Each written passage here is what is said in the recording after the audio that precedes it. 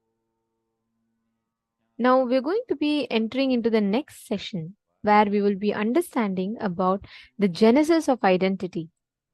We're going to be understanding about what constitutes, our identity constitutes of what components, and how do we change, how do we shift it, and what exactly do we need to do in order to have the best identity.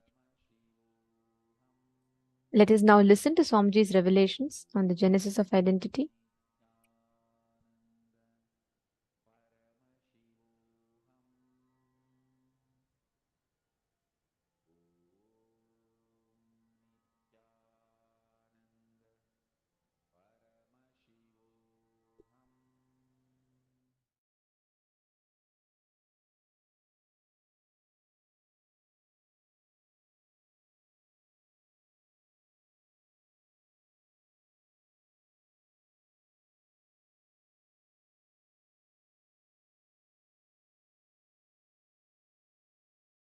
The first session is Genesis of Identity, understanding what you perceive as your identity.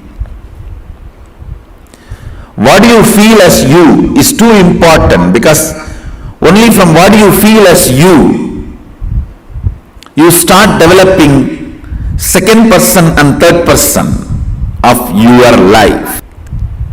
Aligning, understanding, aligning and understanding your first person, second person and third person, and experiencing completion. And experiencing completion. Understand, wherever you are not aligning, you are only maligning the reality.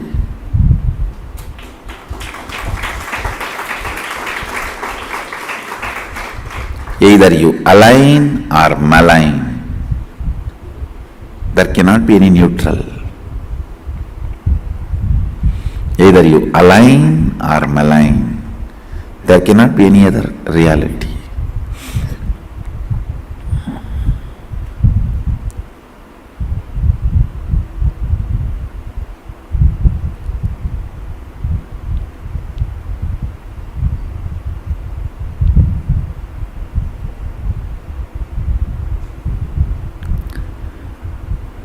Aligning. If you are not part of the solution, you are the problem. Understand? If you are not part of the solution, you are the problem. Aligning and understanding the first person, second person, third person of your life. Who is the first person of your life? What you perceive as you.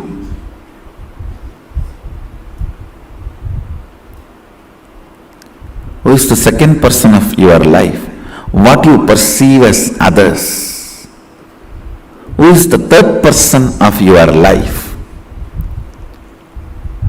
Whatever you perceive as you and others, and what you perceive as others, they and their others. Listen. Whatever you perceive as you is your first person. Whatever you perceive as others is your second person.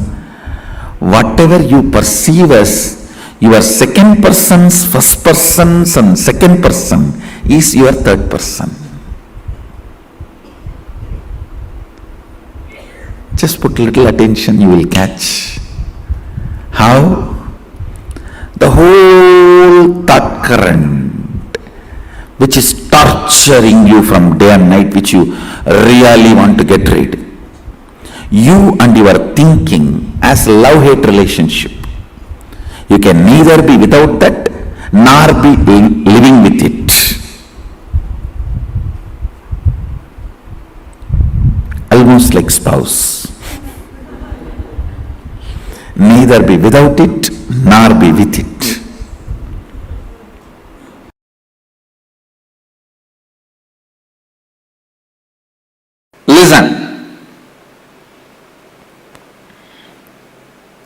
When I look inside me, my inner image, I see a vast, powerful space of Purnatva, complete completion, or Sunyatva, emptiness, living emptiness. You can call that as a soul, God, energy, Mahadeva, whatever. A complete space. That's the exact inner image I am carrying. Outer image. Listen. Outer image. How I project myself. I am projecting myself as a being to transmit that experience to all of you. You can call us an enlightened master or a teacher or an incarnation, whatever way you want. You can give any title.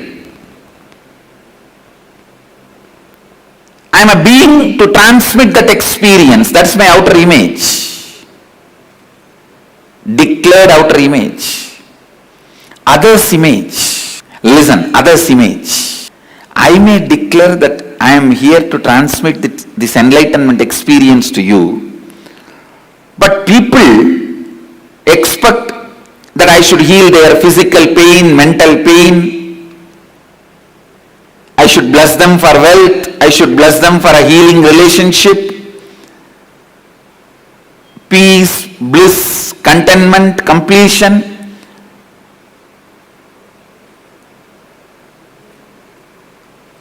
See, the other's image, what people perceive from me and expect from me, maybe it is different than what I declare, but even then I am responsible.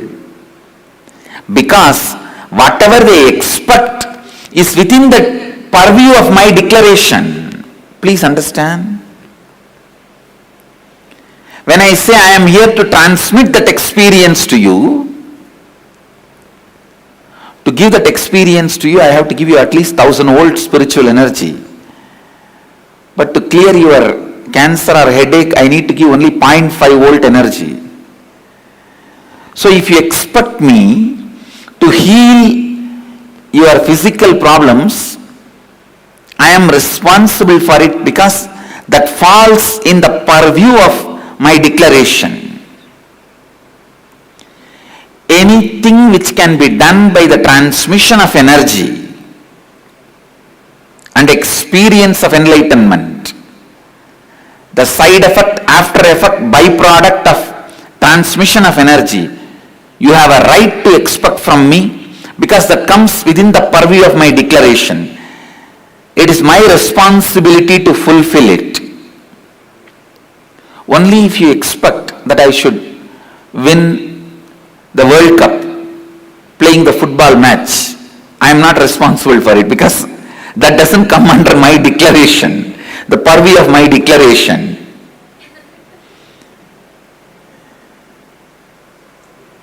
But anything you expect in the line of physical health, mental health, complete relationships, wealth, fulfillment, completion, enlightenment, I am responsible for it. Either I have to give you that. If you are not ready to receive, I have to prepare you and give you that. But till you achieve it, I am responsible. This is what is taking responsibility for others' image. And the life image, the image I have about life and others, the whole world is here to celebrate this joy with me, to celebrate this bliss with me, to celebrate this completion with me. That's all.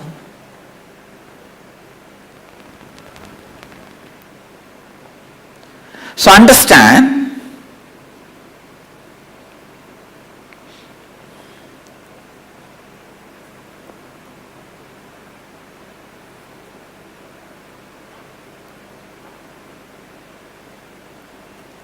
Now you also look in and find out the inner image you have,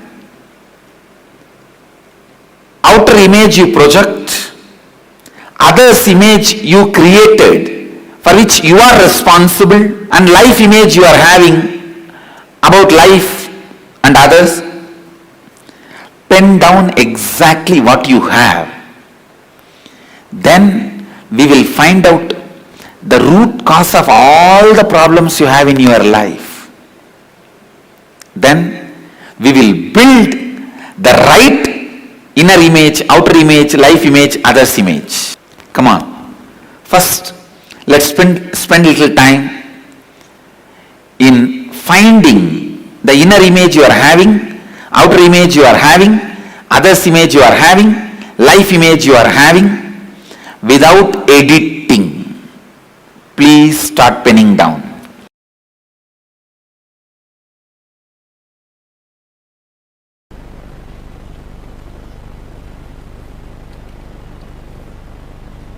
So understand, the exact inner identity, outer identity, and the gap between the inner identity and the outer identity.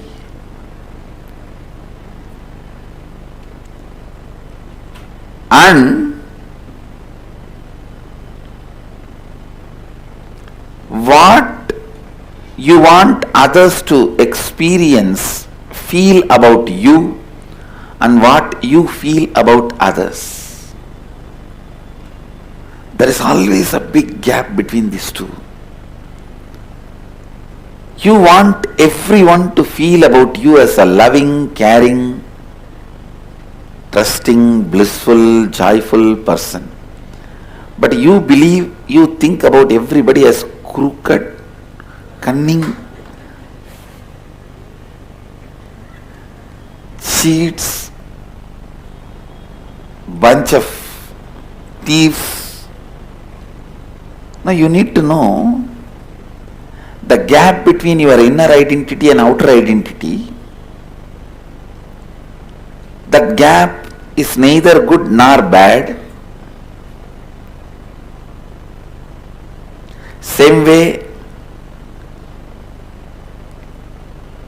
the gap between what you want others to feel about you and what you feel about others. This gap also is neither good nor bad. If both these gaps makes you powerless, both of them are bad. If they does not make you powerless and you know how to play with that, then it is not bad. Sometimes it is good. Some of the very powerful, the most powerful strategies which Krishna did to protect Dharma are done from that space where other person can't even understand with what kind of a logic you are functioning. Other person can't even understand, you can never understand with what kind of a dharma Krishna is functioning. You can never understand.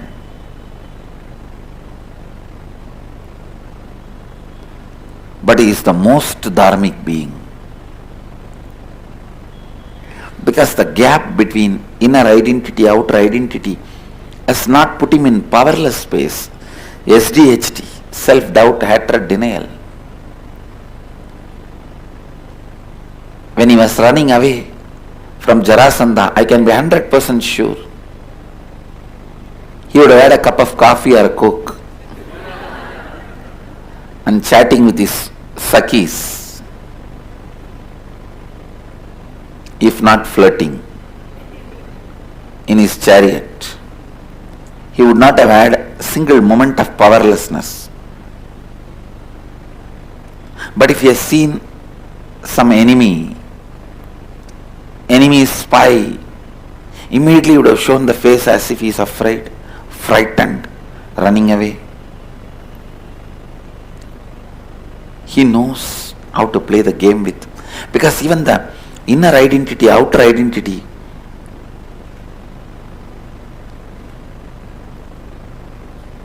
the life image and others' image, even that has become like a nail and hair for him, with which he can do makeup, whatever he wants, and play with it.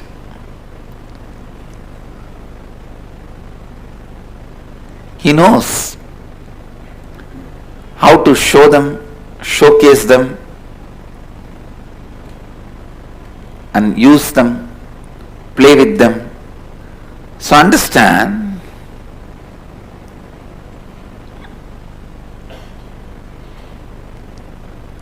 not to fall into any powerlessness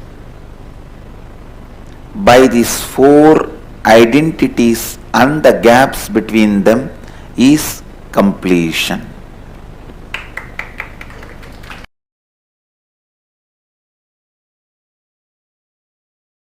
Sit. I am giving you the precise instruction from Mahadeva's definitions. Sit and decide that you are going to complete with some of this past incompletion, and let your attention be on the whole incompletion being relived with the clear understanding of unclutching. Identify why that happened, because it has happened. With that understanding, why that happened, because that happened. Why you reacted the way you reacted, because you reacted the way you reacted. Why the action, because the action. Why the reaction, because the reaction. Any past incident has no valid, adequate reason to the present conscious cognition. Any past reason cannot be adequate for the present cognition. Any past incident has no reason or cause for why it happened the way it happened. It just happened the way it happened, and it did not happen the way it did not happen. That's all. With this clarity, relive,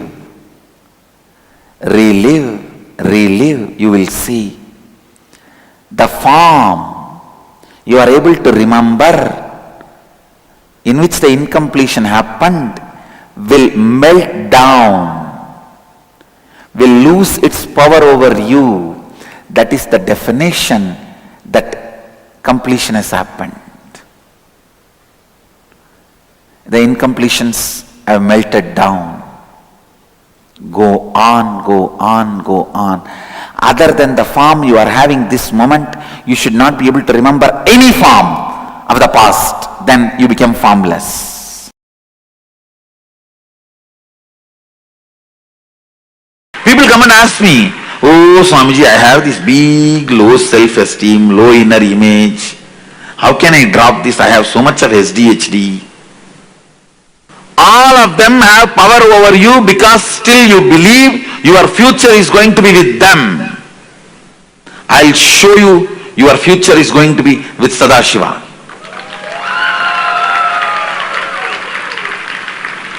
When you know you do not need beggar identity for your future is going to be your Raja identity. It will not take more than 2-3 seconds to make that old identity redundant, irrelevant.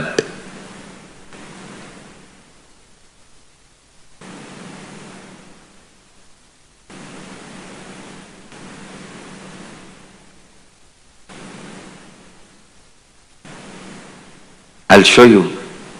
Your future is going to be with Sadashivatva, manifesting powers.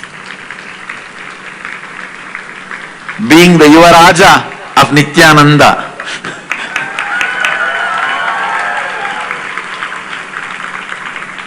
Prince of the cosmos,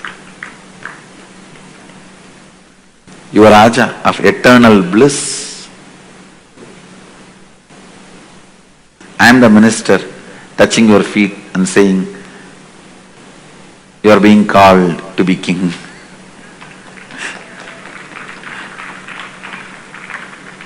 Understand. You need to understand only one thing. Your future is going to be with a higher identity. All this old identity, powerlessness, SDHD, GDHD, SSDHD means, SDHD means self-doubt, self-hatred, self-denial. GDHD means guru doubt, guru hatred, guru denial. Now when you have SDHD, you will have GDHD. When you can't trust you, you won't trust me. SDHD, self-doubt, self-hatred, self-denial. SDHD leads to GDHD. Means guru doubt, guru hatred, guru denial. Which naturally makes you do SSDHD. Means Sadashiva doubt, Sadashiva hatred and Sadashiva denial. SDHD leads to GDHD, leads to SSDHD. Understand? The moment you understand your future is going to be with only powers as king. As king, not as king. As king. Not all the time as king. Now, the prince, it only took 2-3 seconds for him to shift from as king to as king. From as king to as king. It took only 2-3 seconds. If you know your future is going to be manifesting Sadashivatva, suddenly you will see all your old SDHD, GDHD, SSDHD, all of that will become redundant. All of that becomes redundant. All of that does not have any more power over you. Does not have any more say over you. Does not have any more hold over you.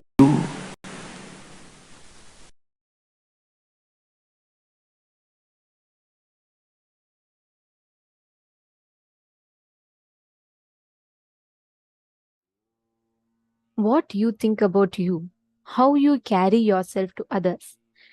These 4 components put together makes up your identity. We all think when we tell about, what our identity is. We always think it's just very simple. It's what we are, how we cognize ourselves depends on, okay, how we think about us. That's about it.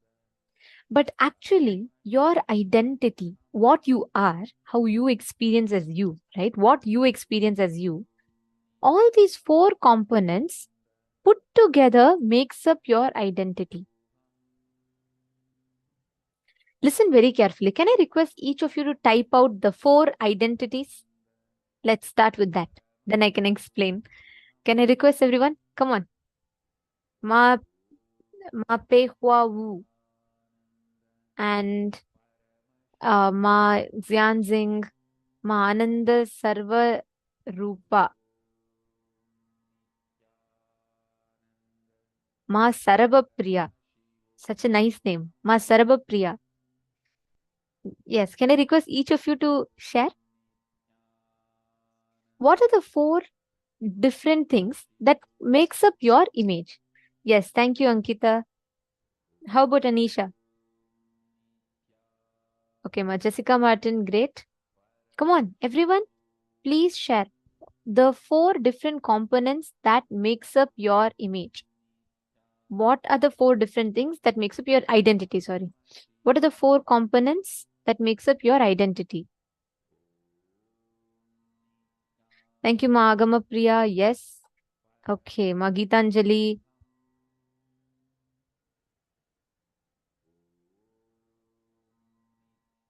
Okay. It's has posted. Great. And the mail room.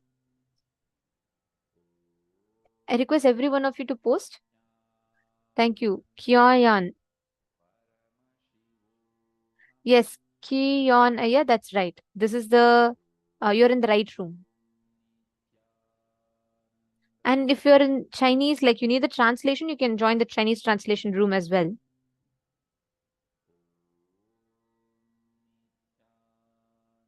Samuel Rodriguez, yeah, beautiful. Come on. Okay, thank you, Shiv Shankaraya, Nikhil Thakur. Thank you. Okay, I was asking about what are the 4 components that constitutes your identity. Swamiji is explaining in today's session, right now. Okay. Joseph Rondi. Okay. All right. Now I'm just going to explain to you all. See, please understand. Listen to this very carefully. Okay. What you are, the identity about you that you carry has 4 major components, which Swamiji had just explained. I'm going to repeat it again. First thing is your inner image. Means all the words, thoughts, ideas, and impression that you carry about you inside of you. You may think, I am a very talented person, or you may think, I am a very, I am not very intelligent. Each of us carry a certain set of words which we use to describe ourselves. Listen very carefully. It is not the same as what you show outside. That's the most important thing, because normally people believe, oh, what I'm inside is what I show to people. No, we are not. We don't. We have completely 2 different alternative identities altogether.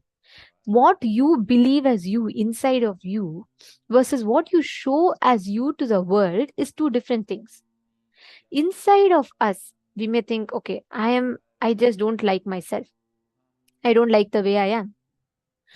To the people outside, we always show ourselves as a people pleaser.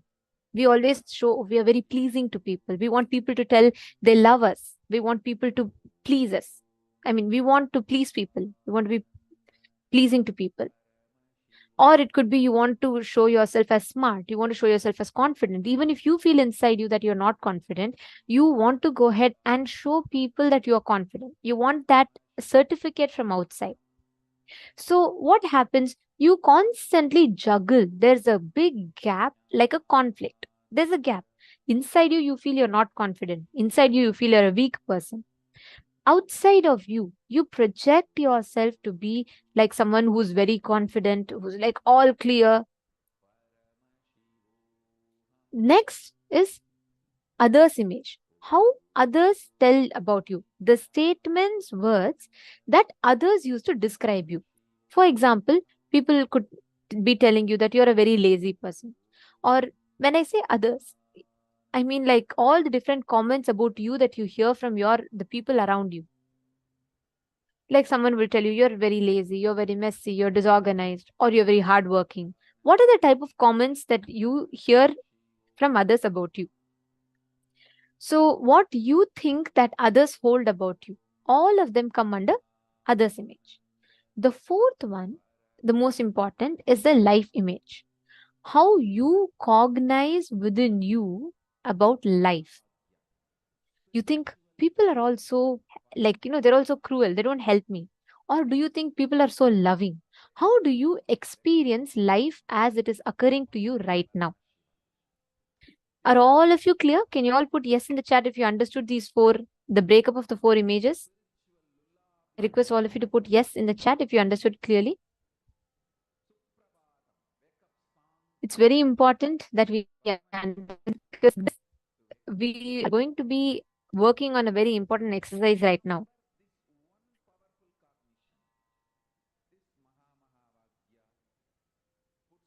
Okay.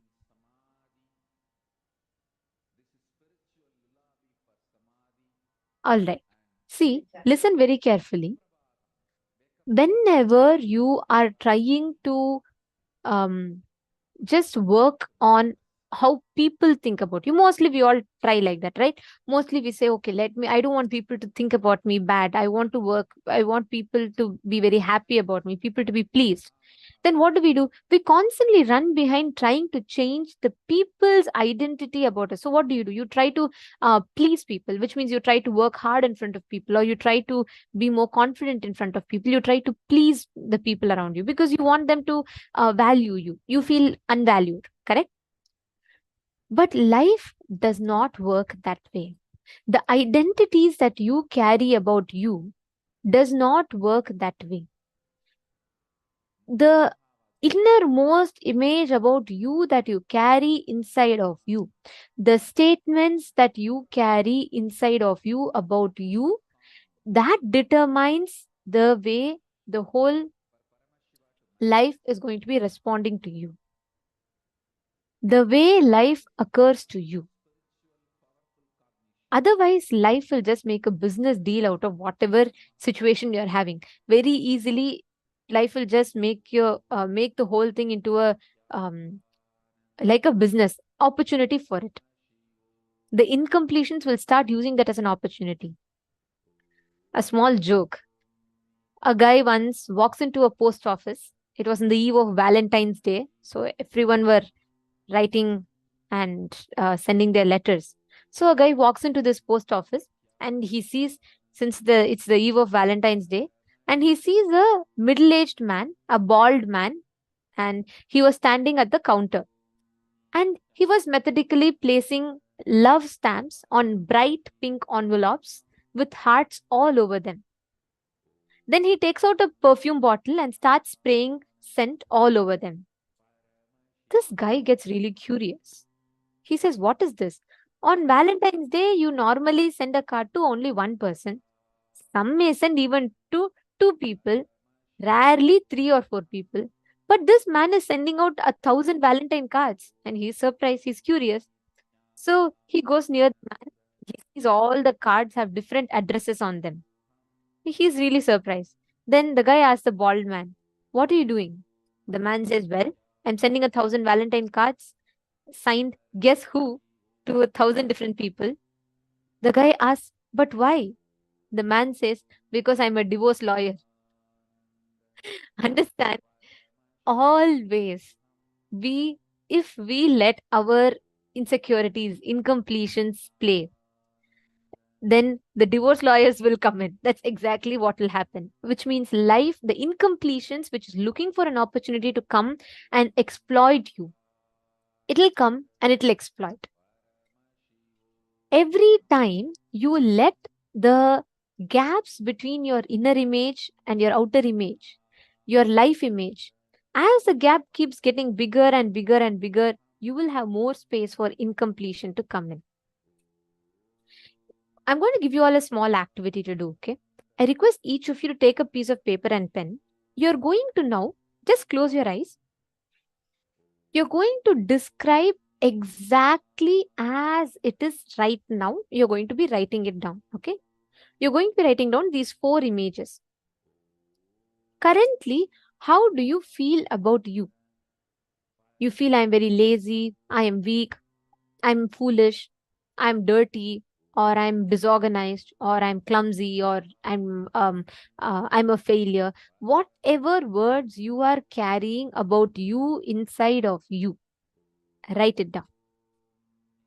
Are all of you clear? Can I request every one of you to do this? It's a very important exercise because this is going to be introducing you to you in a completely different perspective.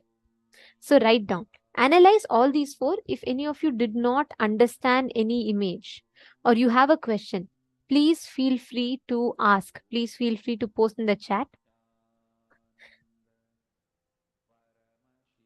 I see all of you enjoy this joke. Jokes. You have a lot of jokes. I just love remembering the jokes that Swamiji tells in satsangs. So, yes. Okay, I request all of you to write down. Ma Mohini Lata, you didn't understand others' image. Okay, ma. See, what you think that others think about you. I'll give you an example. Based on my experience, let's say if I have a friend of mine And based on my friend's response, I go and ask my friend that, hey, can you help me with some money? And that friend like just makes, maybe that friend is irritated with something. I will not know what exactly is running in that person, but that person just looks at me and frowns and says, no, not right now. At that moment, based on my experience about that, I come to a conclusion that my friend thinks that I am very irritating, or my friend thinks that I'm very weak and powerless, so I keep depending on her for help. What do you think that life thinks about you? Mamohini Lata, you understanding? Sometimes it's straightforward. Like, for example, some people will tell you, you're lazy, you're very arrogant. You hear that as direct comments. If it's like immediate family members, mostly they're typically like they tell you, right? They tell you, oh, you're very lazy, you're a very disorganized person. These words that you hear from people versus even what is unexpressed, unsaid, but you feel it. Like you feel your boss doesn't like you. You feel unloved. You feel that people around you hate you, right? Based on the behavior, you come to a certain conclusions. All of them constitute of others' image. What you think that others think about you. Clear? Understanding?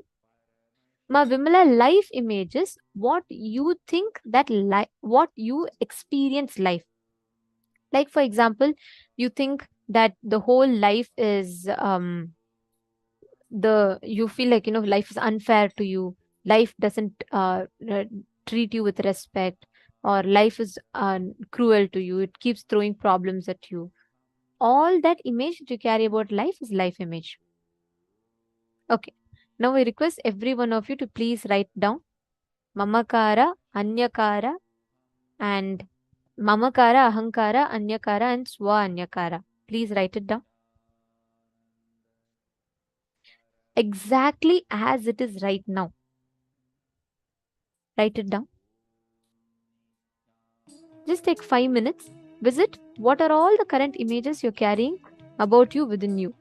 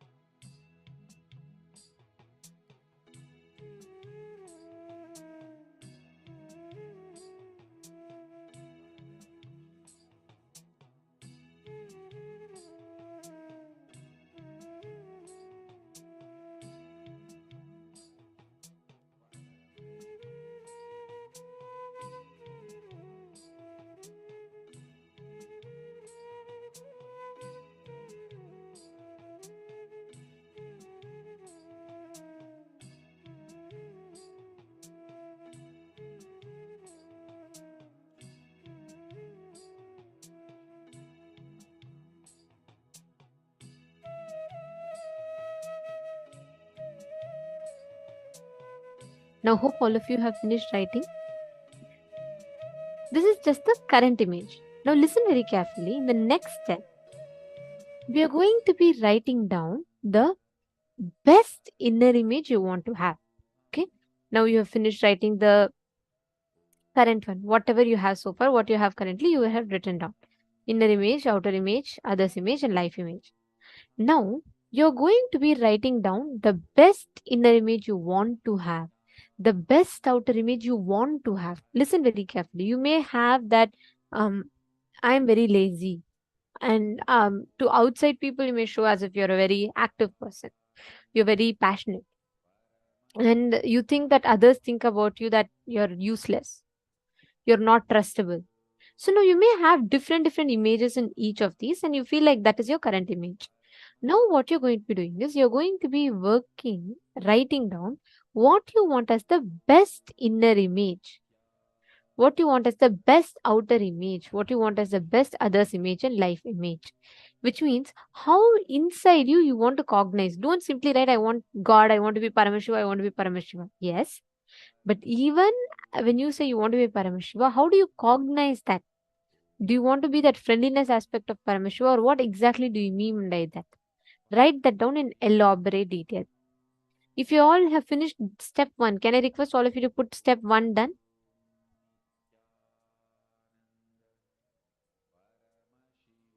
Geetanjali Kanama, write down. See, when you analyze, you're saying, right, the mood swings that you go through or the different moods, extremes that you go through.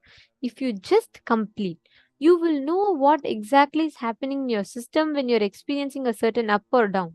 So it will be easier for you. You will exactly know what the issue is.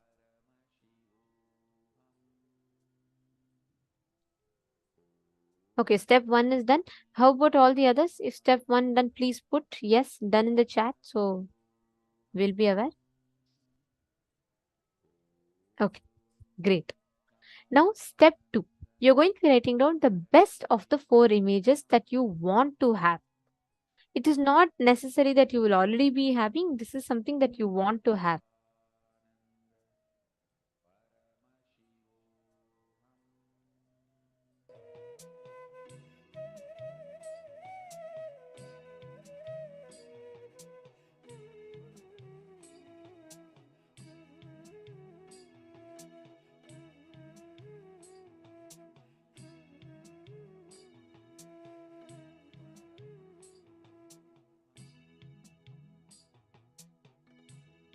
What?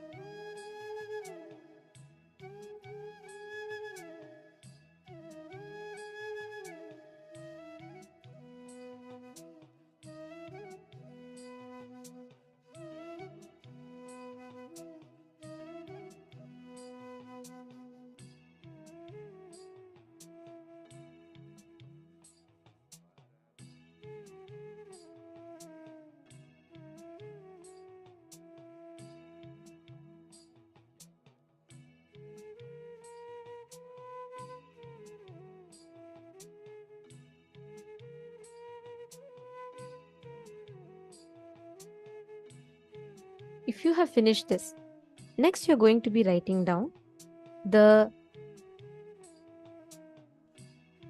incompletions that is stopping you from expressing your authentic inner image.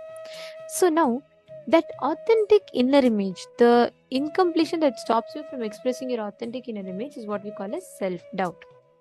Means there's a gap between how you project yourself to others, which is how you perceive yourself, versus how you project yourself to others. That gap is self-doubt, self-hatred, self-denial, and self-destruction.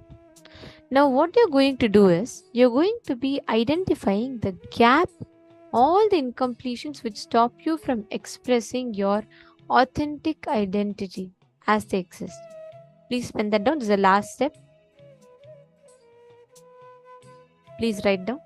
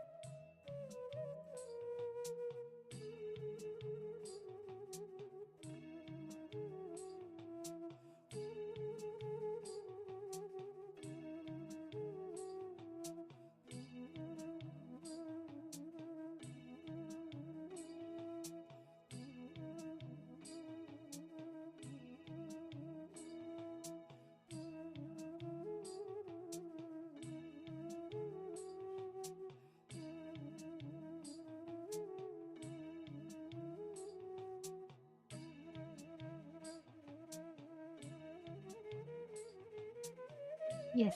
Hope all of you have finished writing.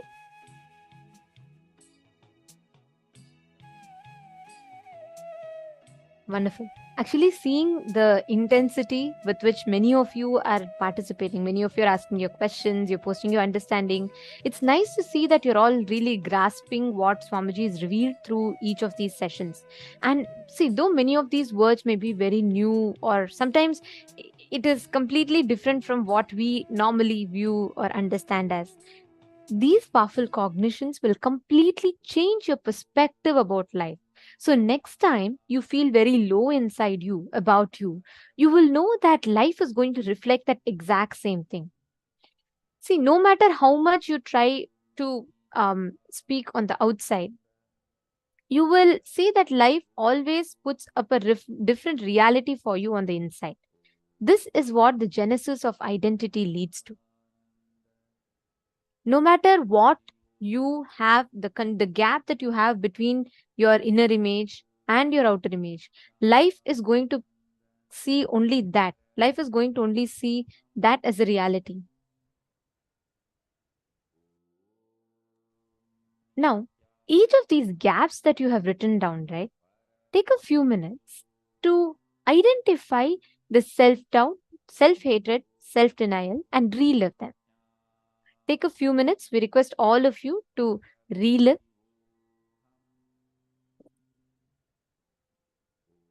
Mm.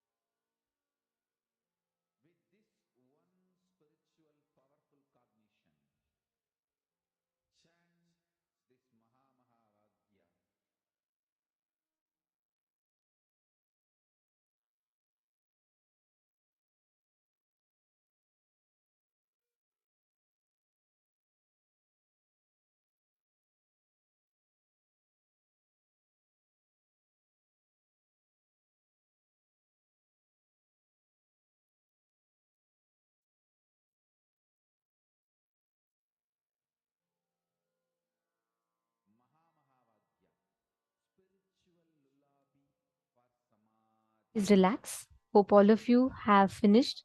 See, this is a very powerful process. We just gave you all enough time just to make sure that each of you are doing this process sincerely. Initially it may take a little longer time, but once as you start doing it, it'll become very. You will see that it'll make a huge difference in the way you cognize, in the way the experience manifests for you. Now, we request all of you to please relax. Okay, now Ma Nitya Rajeshwari is asking, how do we find out when that incident, the root incident happened? If you identify what is the exact source of the thought current, Ma, see, go back to the earliest incident. When you head back to that earliest incident, right? Like the moment, let's say, if I tell you something about fear, you will remember an incident that happened. When I say earliest incident, I don't necessarily mean it should be something when you were, 7 or 8 years old. No, it doesn't necessarily need to be that. Even if you remember something that happened 5 months ago, go to that. When you relive, suddenly you'll remember another incident that happened just about 10 months ago. Go back to that. Like that, you will remember as you relive. It will take you deeper and deeper and deeper. Understanding? All right. Now, we're going to be entering into a very, very important session. Okay. This session will answer all of your questions pertaining to how you understand or what you understand as completion. What is the process of completion exactly like? How do you do completion? We are going to be learning about this, and it's very, very important because completion forms the basis of the entire program. Whether it is, all the exercises that you do, all the different processes that you do, all of it is from completion. Everything is based on this science of completion. So I request all of you to listen to this session. It's very important. And please feel free to ask questions. You can ask even 10, 15 questions. And I do see many of you are posting questions. I have a small request. Since there are almost 10 rooms and we try to attend to the questions in all rooms, I request you all to top up your questions. Sometimes when people put a lot of messages, the questions tend to get missed. So as much as possible, we are attending to all the questions. But in case if you feel your question has gone unanswered, we just request you to top it up. So even if not in this, in the interest of time, we'll have to move to the next session. In the next sessions, we'll be answering your questions. So kindly please help us by making sure you're topping up your questions, but please keep asking questions and you can learn deeper and deeper with that. All the viewers that are watching us right now on YouTube, Nithyanandam, for all of you that are here watching us, all the participants watching us on YouTube, please feel free to post your questions on the YouTube chat as well. We will be attending to all the comments that comes in the YouTube chat. So Sangavasini, Shankaranaya, Ma Hema, Kathleen Kring, Wong Maisie, Debbie Schuler, Yashodan Kulkarniaya. I request all of you to post your questions on the comment section. Keep sharing your clicks, sharing your what you are understanding, whatever you're clicking with. So we'll be able to attend to more questions and we'll be able to go to the depth of what Swamiji is conveying even more. Ma Vinuta is asking, is it okay if the best inner image, outer image, and others image and life image is all the same? Yes. Actually, you know what, Ma Vinuta? When you are complete, all the 4 images has to align. You cannot have each one random here and there, here and there, here and there. No. It should be aligned. The moment if your inner image is different from outer image means there's an incompletion.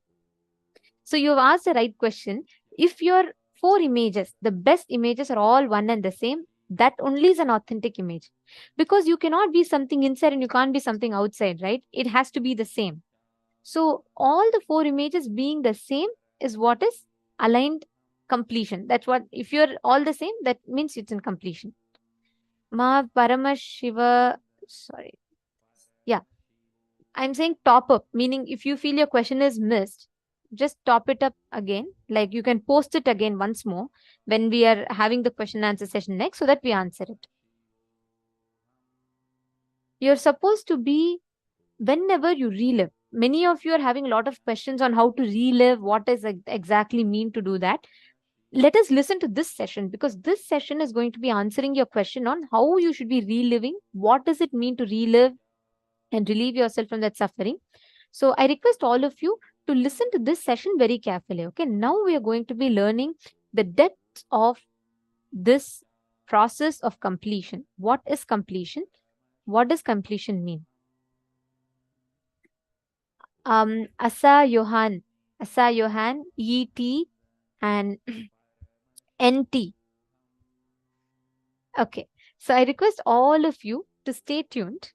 Asa Johanov and NT, Linkol Zuza, all of you, please post your questions, but wait yet pertaining to completion, because many of you have asked questions regarding completion.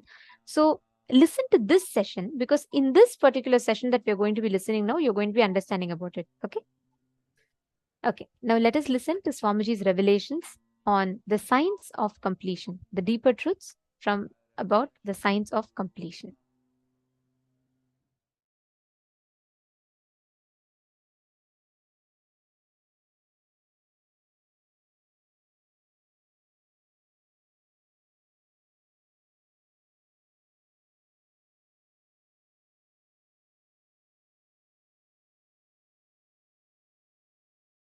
One.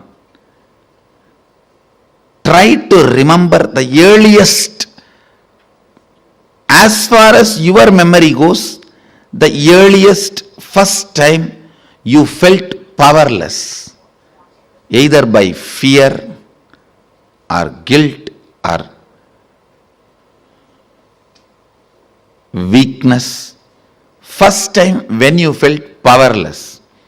It can be as simple as your mother made you sit on the dining table, or you were playing in the rain and your mother slapped you and dragged you inside the room, or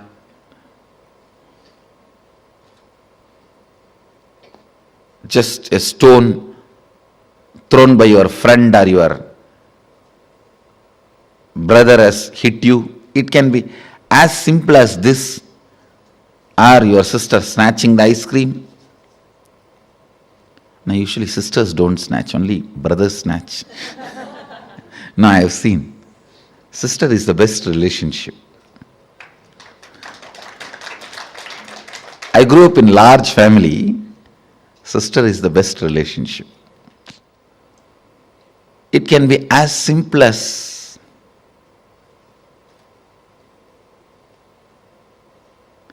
your mom gave one sweet extra to your younger brother. Your dad gave one cloth or jewel extra to your younger sister. It can be anything.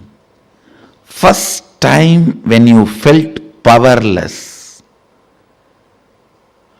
what was your inner image? Means, what did you tell about you to you? What was your outer image? How you showed you to others? How you reacted to that situation? And what was your life image? Means, how did you judge others or life at that moment? Listen, what was your inner image? What was your outer image?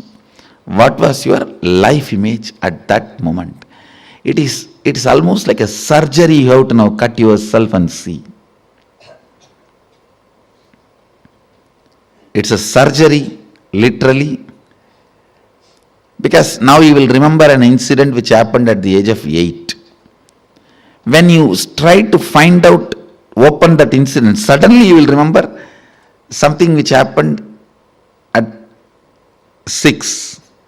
When you cut and start remembering that incident, suddenly it will open up something which happened at the age of 3.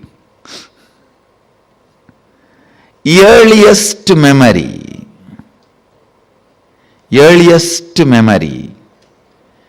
First time, as far as you can remember, when you became powerless. Actually, you will be surprised because I'm going to blow prana into you. Means awaken your pranic energy. You will remember the memories you never thought, you never imagined you will be able to remember. Actually, only now you will see directly what I can do to your mind. You will suddenly remember the deepest layers of your memory. You may even remember what happened during your birth, and even those scenes you may start seeing. Actually, I am going to blow prana into your navel center. You will be there only, I will be here only. I will be awakening you. See, that navel center means your umbilical cord connection with your mother. That is the zone stores earliest memories. And if that awakens, means Kundalini enters into that navel zone, suddenly you will see from your birth, when they cut that umbilical cord, from that you will start remembering the memories. How many of you understood this example? When the child is dragged, there are 3-4 rules. Always root pattern will be formed before the age of 7. So the first incident you find will be before the age of 7. If it is after 7, you will have to dig out and you will find it. Always the incident will be before the age of 7. That's one. Second, all major sufferings, whether it is physical or mental, you go through in the life will be connected to that root pattern. It is the root pattern responsible for serious physical or mental sufferings you go through. It starts only from there. And blessed are those who complete with their root pattern when they are young or before it manifests as any serious disorder.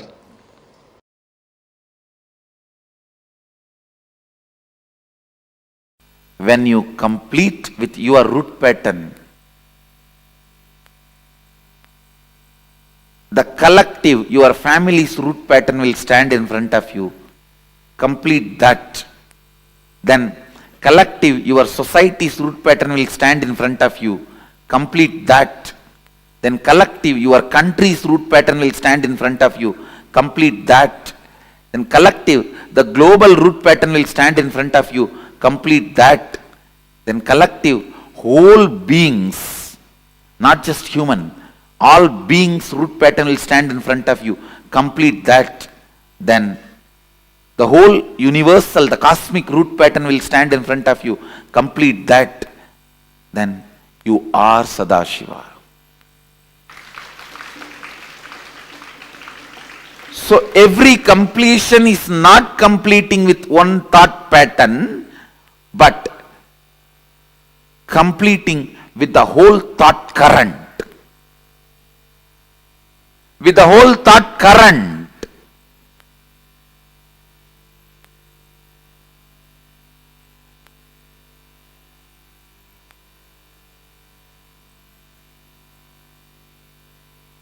If you have a slight tiredness, boredom, headache after you wake up, change everything. Not just your pillow or bed. Everything. I am not talking only about the external, internal. Change everything. The way you think, the way you perceive about life, the way you perceive about death, the ideas you have about God, the ideas you have about the universe, the ideas you have about you. Say, na iti, not this, not this.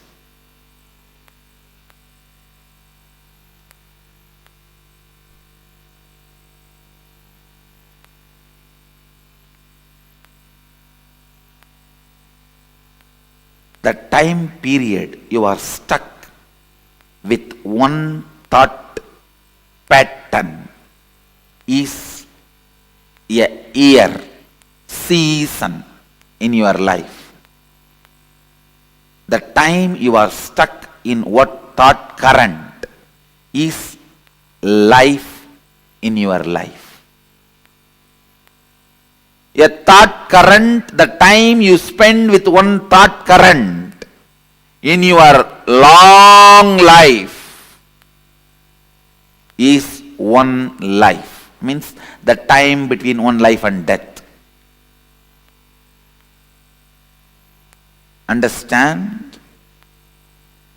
Your life or death, your lifespan is not defined based on the number of years you are in a body. It is based on the time you spend with one thought current.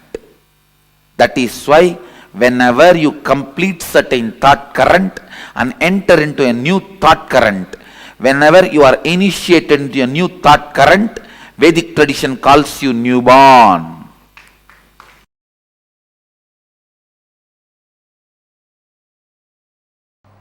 Please recite the first verse along with me. Keneshitam patati preshitam manakena pranaha pratama praiti yuktaha. It is not that only Gurukul kids should chant. You can also recite. Keneshitam preshitam manaha kena pranaha pratamaha praiti yuktaha keneshitam vachamimam vadanti chakshuh shrotram kabudevo yunakti. Listen. Reciting this sacred verses intensely makes these sacred truths part of your biomemory. That is the reason the recitations play such an important, powerful role. The sacred truths revealed in this verse, by whom willed and caused does the mind go towards its object? It means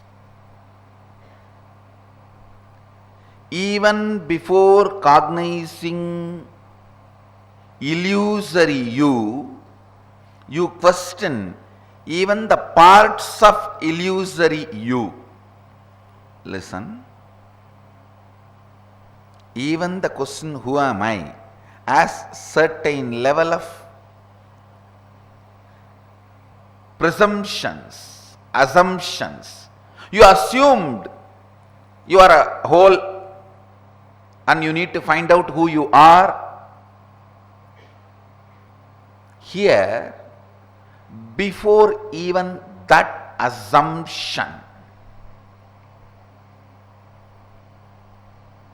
Upanishad asks you to enter into pure questioning.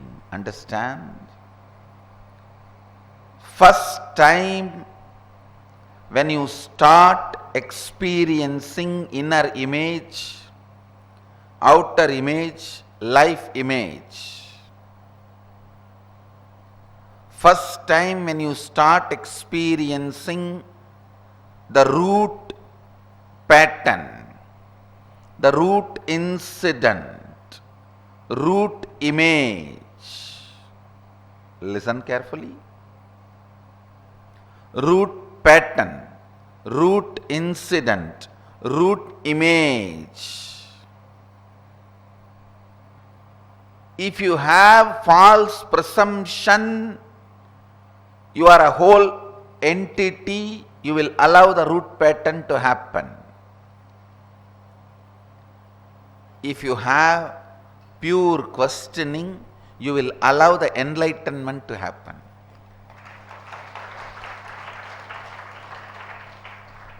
I know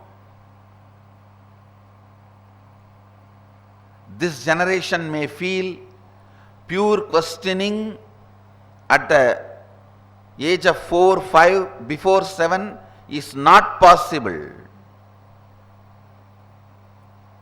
How is it going to be useful for us? No, understand? Because for last few generations, pure questioning was not possible throughout the life. They lost pure questioning throughout the life. That is why now it feels pure questioning before 7 is very difficult. Now, this generation, when you guys start pure questioning, even during some time of your life, your next generation, your DNA, your extension will feel pure questioning before 7. Pure questioning is all about the level of Kundalini Shakti, the level of mitochondria, cell energy, which comes to baby from father and mother. If the father and mother are seekers, that DNA gets into the baby. Baby will never have, child will never have root pattern. Even the first time he is put into powerlessness, he will not assume he exists, he will not create the inner image, outer image, life image based on his illusory false I. He will only start looking into by whom willed and caused does the mind go towards its object. Means who is creating inner image in me? By whom directed and united with which does the first vital life energy and chief cause comes forth towards its activities? Means who is creating my outer image? Understand? Each line, the first line is the action of creating inner image. If you don't ask the first line, your inner image will be created. If you ask the first line, you know what is the action creating the inner image. Listen carefully. Inner image is willed and caused by something which empowers the mind to go towards its object. Listen carefully. First time in your body, when mind moves towards some object, that movement is called inner image. It will create an inner image in you. If you allow that movement without being awareness, without being aware of it, you will create inner image. In that very root, if you question, Keneshitam patati preshitam manakkena pranaha pratama praiti yuktaha.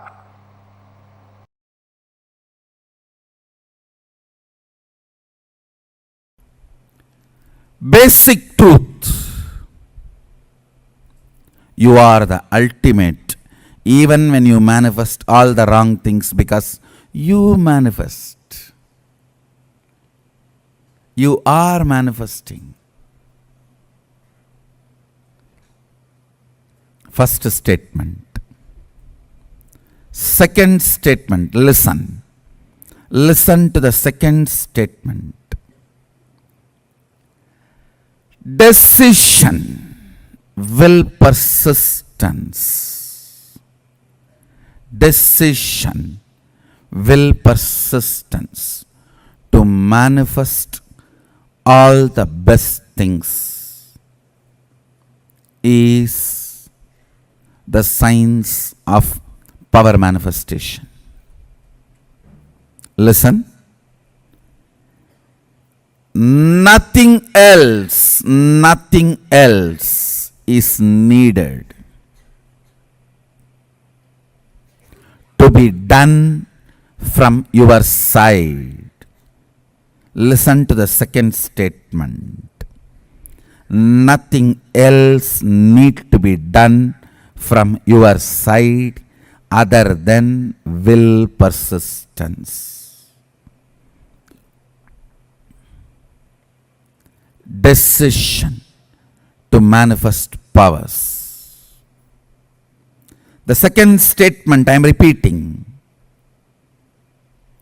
Nothing else need to be done from your side other than will persistence. Decision to manifest powers. That is the second statement. Third statement, listen. Listen carefully. Second statement I am repeating. Nothing else need to be done from your side other than simple will persistence and decision to manifest powers. Manifest your ultimate reality as you want to cherish. Actually, even if you are manifesting poverty, at one time you felt poverty is very cute and you decided to manifest, that is why you are manifesting. It is not imposed on you, you manifest it. If you are manifesting ill health, you felt at some time, you visualized it's too cute to be sick and getting attention of everyone. So that is why you manifest.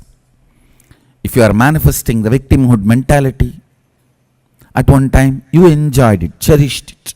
That is why you are manifesting. Listen carefully. Everything you manifest, even now, you manifest so. Your decision to manifest what do you want and will persistence is only required for you to manifest powers or whatever you want in your life. Listen. Third, Sadashiva is required in the form of the Guru just to make these first two statements as reality for you without you being distracted, disturbed by all other stupid theories and theologies. That's all. There will be so many people to tell you you are sinner, you are slave, you are ordinary bound soul. To protect you from all of them, to defend you from all of them, to safeguard you from all those saviors, and to make this first two statement as your reality through Shakti Nipada, only Sadashiva in the form of Guru is required.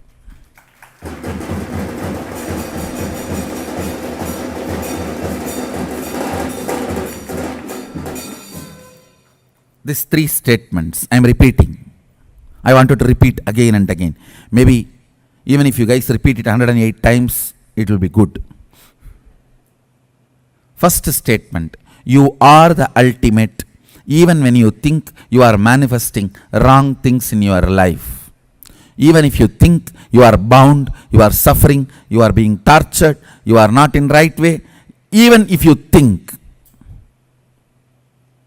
you are suffering, even if you think you are bound,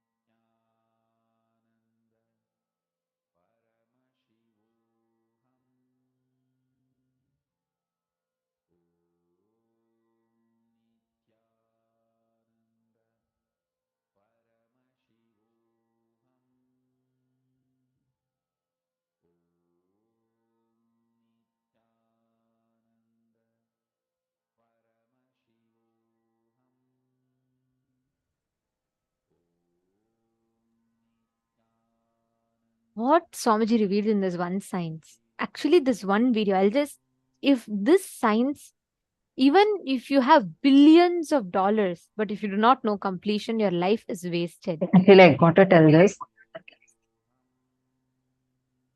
There was a interview of a very popular celebrity that we were watching. I think I mentioned this quite many number of times because this was like a really strong click that I had, which was when I was watching that celebrity's interview.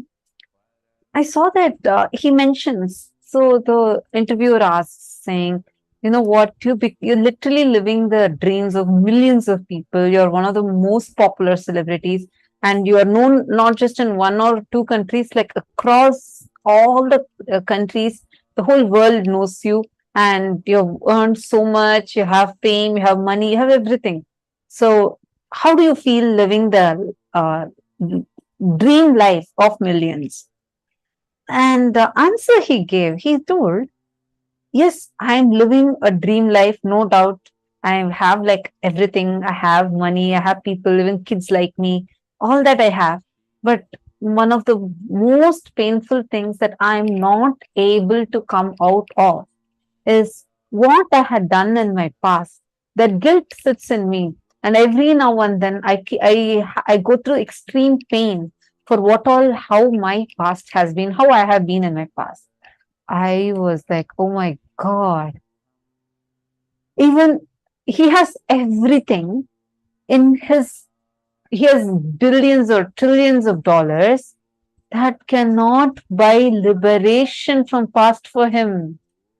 I understood the value of the science Swamiji has given to us. The science of completion that all of us are receiving as a prasadam from Swamiji. What a boon it is. Because even people that are millionaires, billionaires, or even trillionaires do not have the ability or capacity to just let go of their past. It was such a powerful thing for me to even realize this. I was like, wow, what a great compassion Swamiji has to bestow this upon all of us. We are stuck. We stop growing in life the moment the root pattern takes over us. Have you all seen these elephants that are in the elephants in temples, Indian temples, or even normally, even the circus elephants and all? Huge animals, okay? If you see all these elephants, they are just held back by a normal rope. A thin rope, not even tight rope, like thick layers of ropes, no. An elephant is tied to a weak pole with a small thin rope. That's all. You will be surprised. Not a single elephant will even try escaping from it. Most of the elephants, if it just decides, it's just one shake of its leg. Actually, it's not just that rope is weak, even it will be tied to a plastic chair. Many times it will just be tied to, like, even if the elephant moves a little bit, it can easily go away. It can just break free. But you know what? You will never see an elephant escaping. You know why?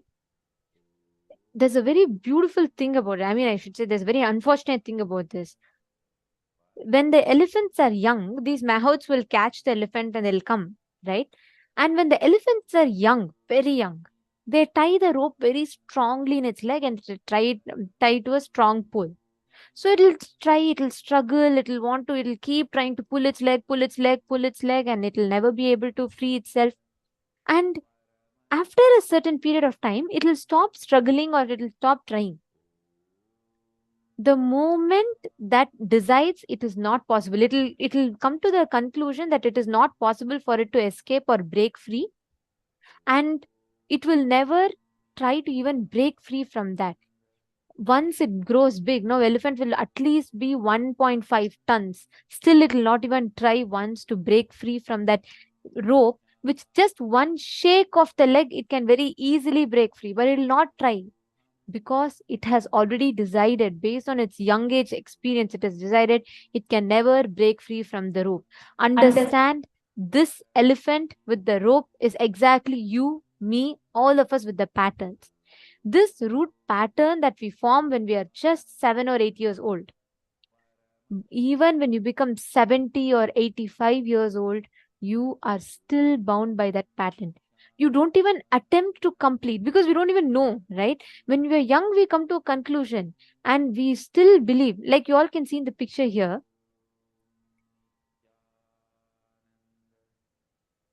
Actually, like how you're seeing here in the picture. If you see, the elephant is actually tied to it's actually a proper effect. It's called as the elephant rope effect.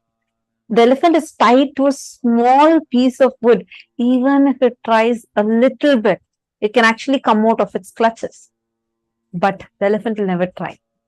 It will never try because from a very young age, the elephants are conditioned to believe that that's all is their possibility. This is all they can do. And beyond this, they cannot do. They cannot go. They cannot come out of its clutches because when the elephant is extremely small, very young, and they're tied with an iron chain to a very strong pole, however hard it tries, it will not be able to break free from that.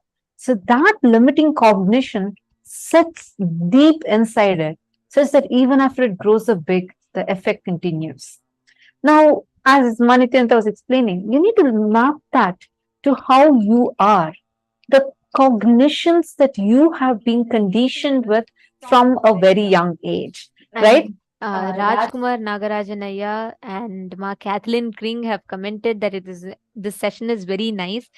If you are enjoying it, please understand you are really clicking with the science. This one science will liberate you from all the false delusions that you have put. Like if I get an opportunity, right? There are two things I have always in my on top of my bucket list to go and yell at the loudest mic on planet Earth. I'll just go and tell somehow just connect to Swamiji, learn the science of completion, and just get rid of all these patterns we form, because this completion is such a powerful science. If the patterns that we form, see, we have so many memories of pain and suffering in us, correct? Some fight that we have had with our loved ones, someone commented something, someone cheated you, someone abused you, someone attacked you. We have all these different incidents that would have happened in our lives. It would have happened long time back, but the wound we carry that pain, we carry that suffering in our lives. Exactly like the elephant. This conditioning for the elephant was done when it was young, few months old. Now it's few years old and extremely strong. What? Just that breaking free from that. If it decides, just with its one trunk, it can even kill the person in front of it. But it is afraid. Deep inside, the limiting cognition has gone in and set it strongly. That's the same thing that we are being conditioned with. I have a question over here. I have a question from Ma Juan Hao is asking, to complete the root cause of the event that has happened before the age of 7, what about after this age of 7? Juan Hao, thank you for posting this question. Now listen carefully. First thing, there's actually a technique that is used by people who want to smuggle trees. What they do is, when the tree is big and fresh, the forest keepers, the forest rangers, they don't let the trespassers to cut down those trees. So what they do, they first take an acid, some of these smugglers, they take an acid and they go to the root of the tree and pour it fully such that it goes to the depth of the tree roots and they'll come off. In a week or so, the tree will completely dry out and completely die. And then they will come and say, look, the tree is dead. Then they'll cut the tree and take it out. Just understand the concept. For such a huge tree, even for cutting, it will take a long time. But the moment you completely destroy its roots, no more the tree will have its power over you. The patterns work in the exact same way. Once you identify the root incident, complete with it, no more this pattern will have power over you. And after you identify the root incident, you have to still continue to complete with all the other branch patterns that we will be doing as samskara dahana kriya, which we will be learning in the further days. But for today, understand this one thing. Completion, complete with that root cognition, root pattern of yours.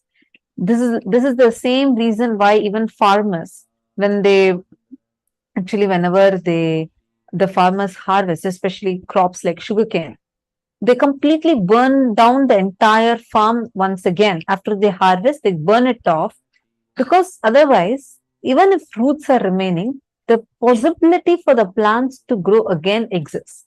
So even if you complete with the incidents and you have not yet completed with the root pattern, you may fall back into the same incompletion again, which is why completing with the root pattern is important. And also Nikhil Thakuraya and Asa Yohanov. Okay, Asa Yohanov, that's right. The experience that you're having when you complete, you will suddenly feel like a burst of energy. See, just understand this example, okay? Imagine, visualize like there's a long pipe, okay? I'll give you an example. So let's say I am going to, if I keep this water bottle like this, right? the water is going to fall out. But right now, the water inside this bottle is held back by the cap, right? Am I making sense? Now, the moment if I remove this cap, what is going to happen? All the water in this bottle will start coming out, correct? Now, imagine this to be you, and the water inside this bottle is the consciousness. That's like all the powers, all your capabilities, everything. Now, this cap is like a pattern. When you are 7, the first time the cap is put. So what happens? You are tightening it, tightening it, tightening it. Over the period of time, this cap just becomes tight like a part of you, and it does not let your water to flow. This water is like the powers, all the possibilities that you have. The moment you decide, completion is like you are just unscrewing the cap and the whole water in it will flow. That's why you suddenly feel like a gush of energy when you complete. Understanding? So the energy that you feel after you complete means you are really doing the right completion. So you're in the right track. Okay.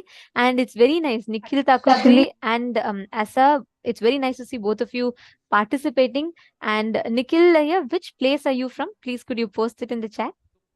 Nice to see both of you enjoying. Go ahead. Actually, one important thing for all of us to understand here is every time you break a pattern, you will manifest the power. It can be in any level, small power or big power. You will manifest the power. It's exactly like, how in chemistry you learn saying that in any reaction, the energy is always conserved. So even if some chains break, that energy gets converted into something else. But the energy always is conserved. Right now, so much of your energy is just locked, kept inside the pattern. The moment you break it, you are going to experience tremendous energy and bliss oozing out. So, Asa, you are in the right track. And every one of you, whenever you do this completion process, you'll be flooded with energy. See, why you need to do this completion next? I'll give you all another example for this, okay? Now, whenever you, let's say there's one incident where someone tells you something, someone comes to you and they use a very derogatory word against you and which hurts you deeply, okay? At that moment, your whole body goes through a certain emotion. Have you all experienced this? Put yes in the chat if you have. I'm going to ask you the question now.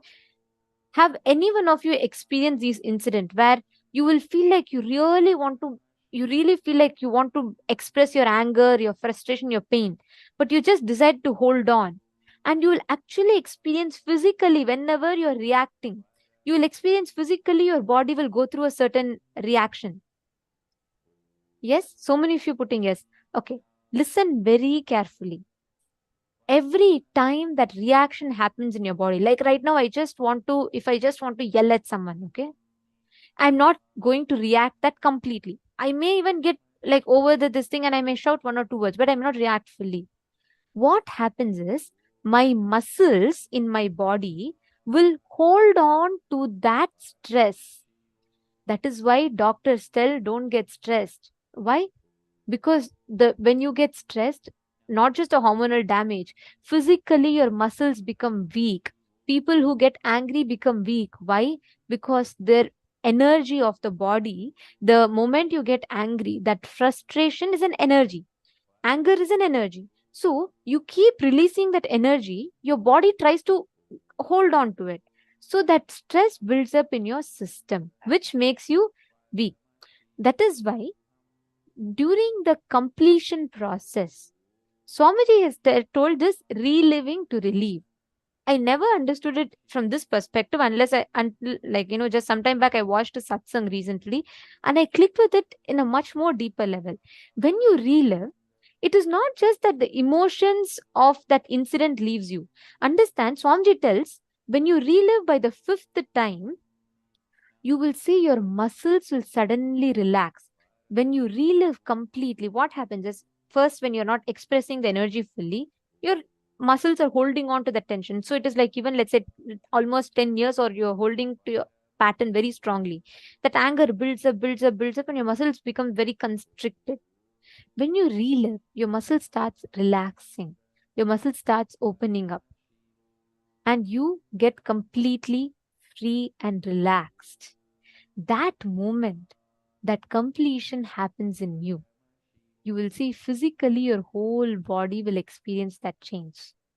Actually, I used to think that this impact of your anger, frustration, I know it like your BP increases. These are all the scientific studies. Recently, I was listening to a very old satsang, I think from 2009 satsang. Swamiji was mentioning how it is not just that your blood pressure increases, only that level. Your very chemistry of the blood changes. Understand? It means the very structure, in the molecular level, there is an impact each time you react in a certain manner. And every time you react, it's like you are strengthening. See, you can visualize it like there is a ground. Each time you react in a certain manner, you are digging it deeper, deeper, and deeper. So every time you react, you're making that dent deeper and deeper and deeper. So automatically, it'll become such a strong core part of you. Right now, we are in such a delusion. We even think and believe that this pattern is so much us and not something other than something apart from us. But this process of completion is going to thoroughly cleanse that from you. It's like a conscious detox, not just in the physical, mental level, but even in the conscious level. And it can heal you tremendously. So, shall we all do this process of completion now? Are you all ready? Wonderful. I request everyone to please come on camera. I see many of you who are participating, but I do not see all of you on camera. May I request everyone to please come and sit in front of the camera? See, now what we're going to do is this reliving and relieving is of utmost importance for this reason, because physically your body will release that energy. So, Asa, when you're saying you feel that sudden gush of energy in your system when you complete, understand your muscles are actually relaxing. Whenever you complete and you experience that gush of energy happening in you, understand actually at that moment you're really completing. That is why your body is giving that whole response. Understanding? Now, Nithyanandam, Ma Prithvi Prasad, nice to see you. Welcome back. Okay, so now what we're going to do is we're going to be doing this process of completion. I need one commitment from every one of you here. You are not going to get tired. You're not going to get bored. You're going to sit and authentically do this reliving. Can I request all of you to please put yes, you're committing. If you're committing, please put yes that you're committing in the chat. Because this requires your time. It requires your will persistence. It requires you to sit and actually do it. But when you do it, you're doing the best thing for you. So can I please request you all to put yes, whoever is committing. Wonderful.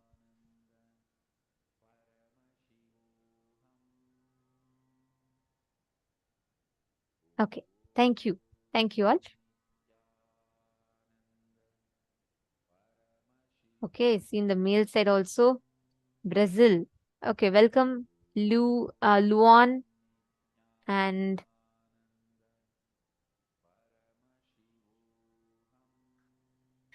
Nikhil Thakuraya. That's that yelling at the moon is incompletion. Now, if you do completion, you'll feel so much love. So when you go up and you see the stars, you'll feel so connected to it immensely.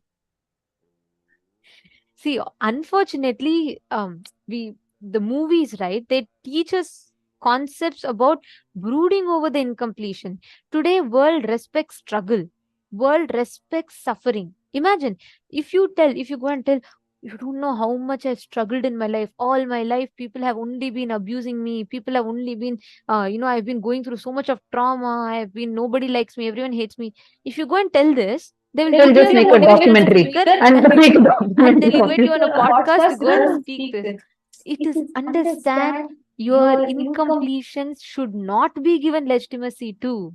If someone is telling you you are great because of your suffering, they are giving you legitimacy to the wrong thing.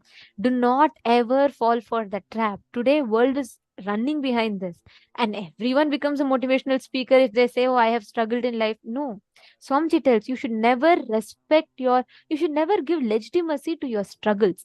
You should give legitimacy to the powerfulness in you. Today, everyone who claims I am body shame becomes a motivational speaker. You cannot do that. Understand? As long as you are empowering, you are getting inspired by people's powerfulness, that's okay. You should never get inspired. You should never feel connected to people's powerlessness. That means you are entertaining their powerlessness and you are cherishing that same part in you. All right. So now, with this understanding, shall we all enter into the completion process? Ready? Now, listen carefully what we are going to be doing.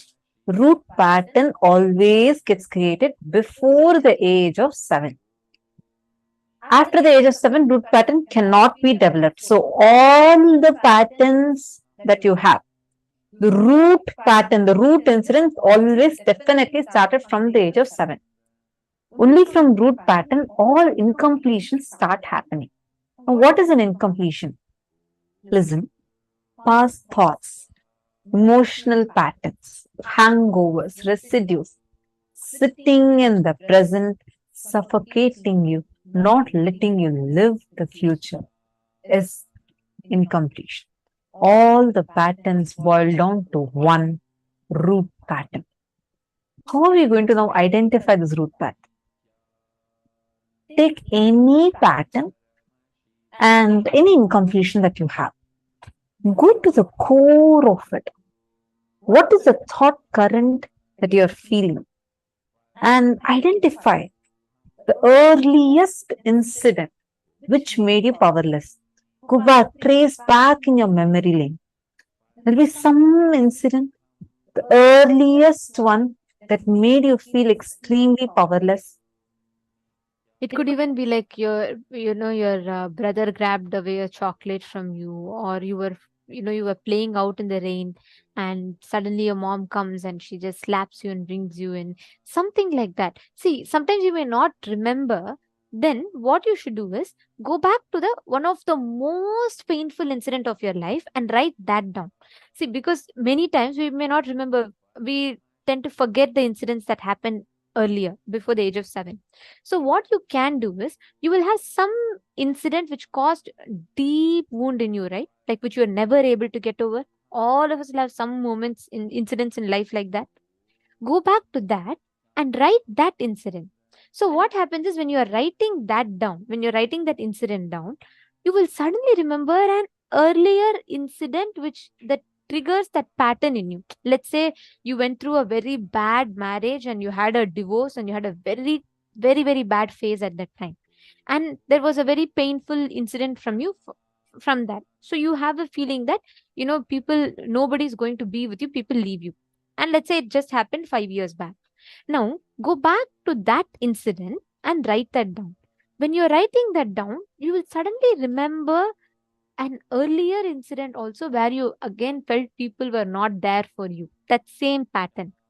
So do that. So that will help you actually trace back to the earliest root pattern. So now, when you go back to that root pattern, actually for me, when I was looking in for my root pattern, I had identified one incident which had happened in my age of 3.5, 4, where it was a very simple incident. When I was thinking of it, it looked very simple. It was just my cousin leaving me alone and going. That's all was the incident. But it had created such a deep impact. It was literally giving a feeling that, oh, I have no one understands me, or something. A very related powerless cognition was there inside. You need to go back to that incident.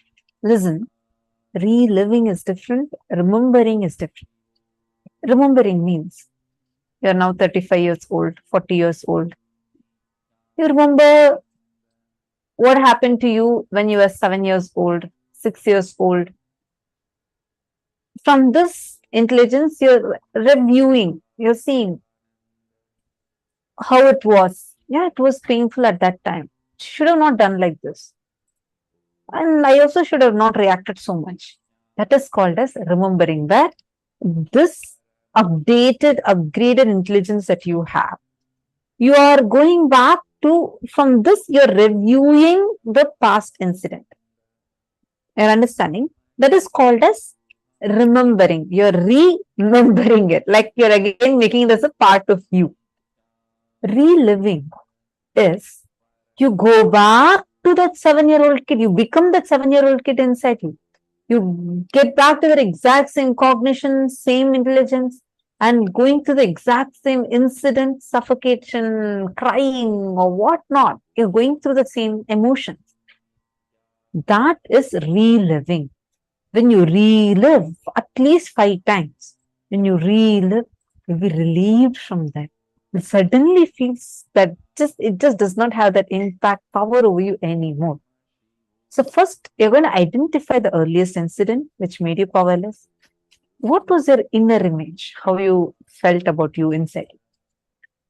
And what was the outer image? How did you show yourself to others in that incident? What was the life image, the beliefs and that you carried about world, life?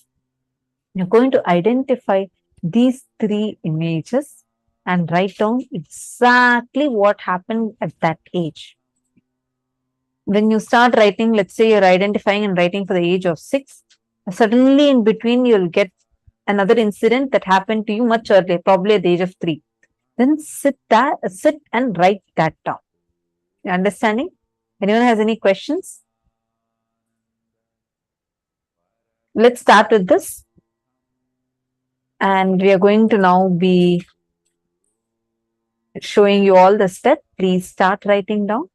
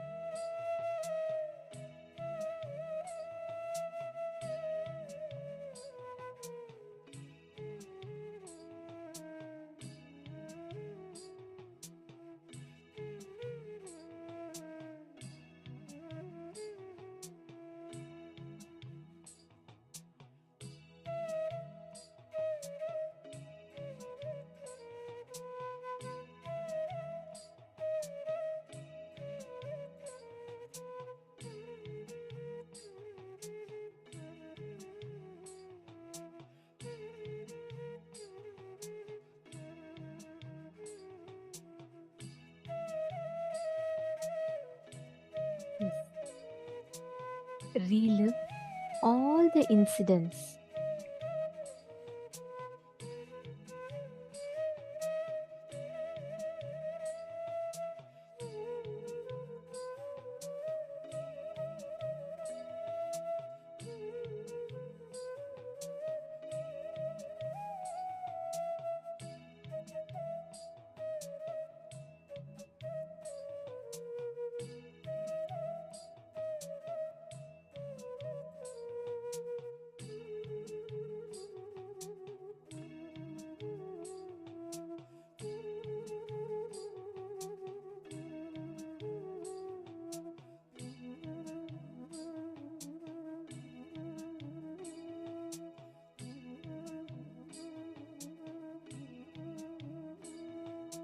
Relive and relive all the incidents and see the impact of that pain completely leaving your system.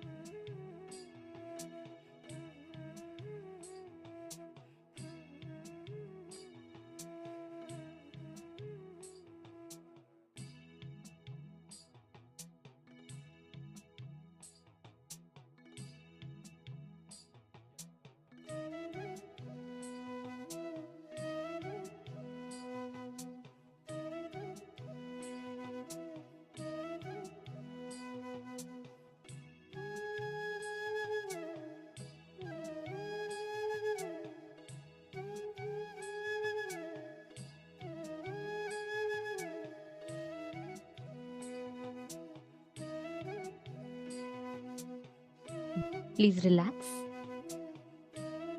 Hope all of you have finished. Have you all relived at least one incident once? See, understand, even it may take little time, but make this a point to do completion every single day, because that will give you amazing healing in your inner space. How many of you at least did completion to one level?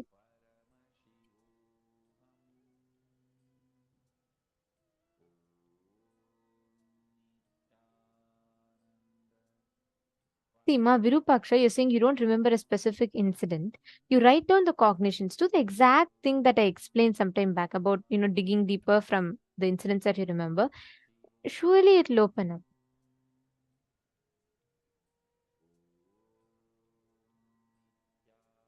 Ma Vinuta, you're asking if it can be more than one incident. It can be more than incident, but root incident is only one always. Always root is only one. That is, see, you know why it's only one? Because that is the starting point. From there, another different aspects may build up, but the root is only one. Always it's only one. So if you hit that incident, suddenly you'll feel like a whole load has been just removed from you. And you will feel like so liberated in your inner space.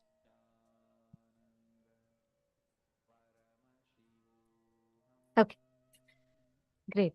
Now, we're all going to be entering into the power manifestation. Everardo is saying, feel more aligned, spine felt warm. Very beautiful. Luan Pacheco. We will arrange. I've read your request. We will ensure that it is arranged. I request 48 hours time, and we will arrange it for you.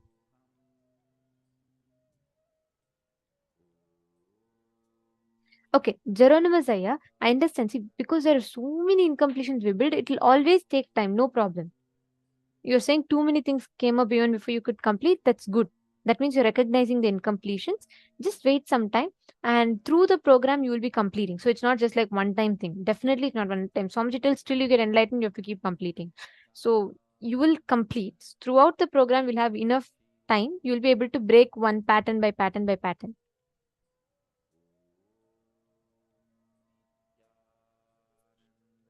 See, Nikhilaya, you have identified one layer of the pattern, but when you are 7 years old, you'll definitely not know what it means to have what it means to be aggressive towards people. You'll not really know.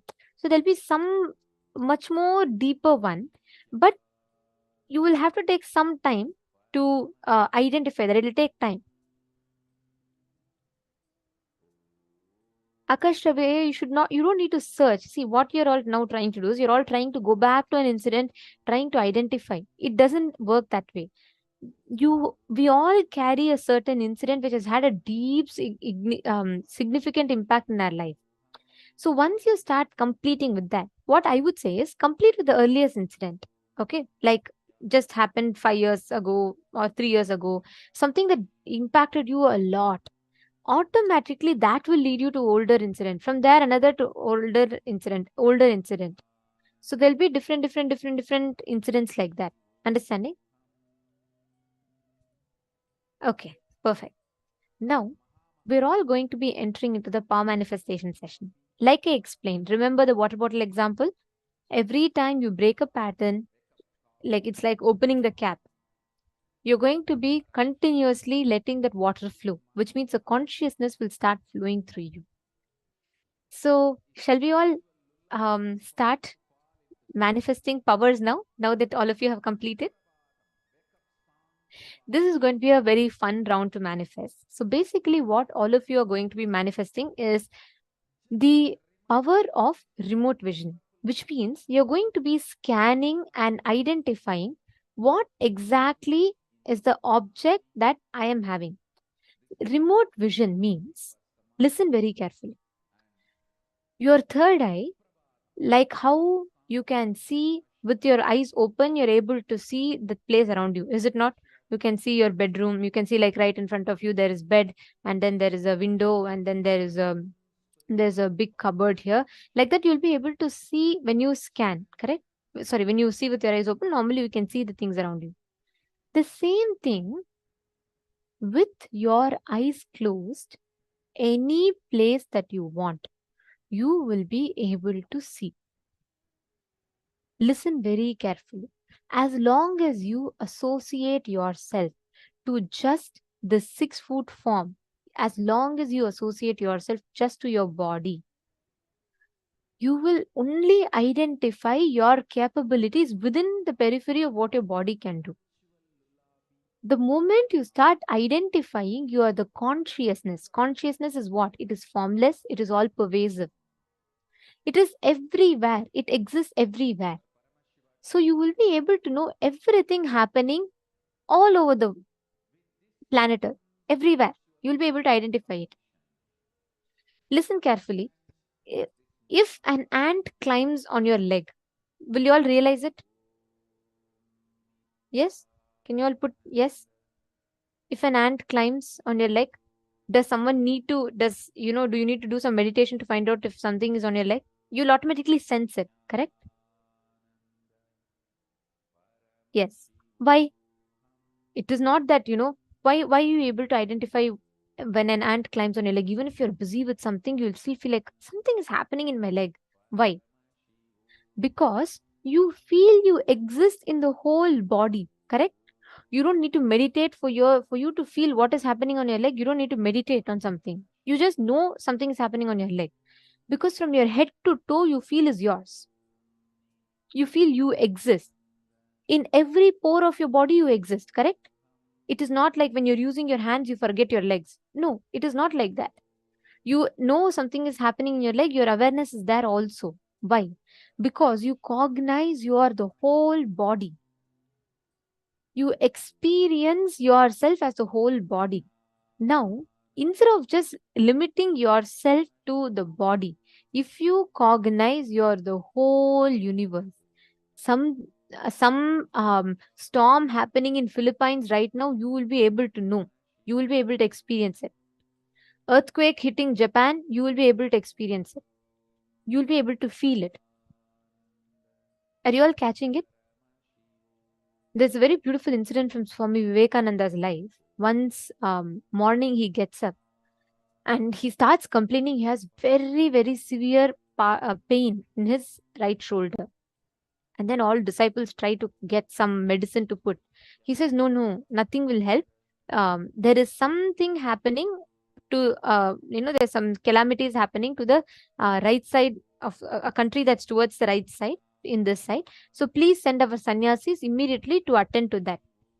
Just a few hours later, they got a news that in Cuba an earthquake had hit and there's a severe this thing with that. And the Ramakrishna disciples went there to help. Incarnations are extremely sensitive because they will know what is happening anywhere. It is not difficult. Knowing what is happening everywhere, it's not at all a difficult thing. It is just a simple conscious decision you will be able to identify. It is the problem is right now all of you associate yourself as okay, I am Nikhil Thakuraya or I am Asa, or I live in Brazil. So that's all is your identity.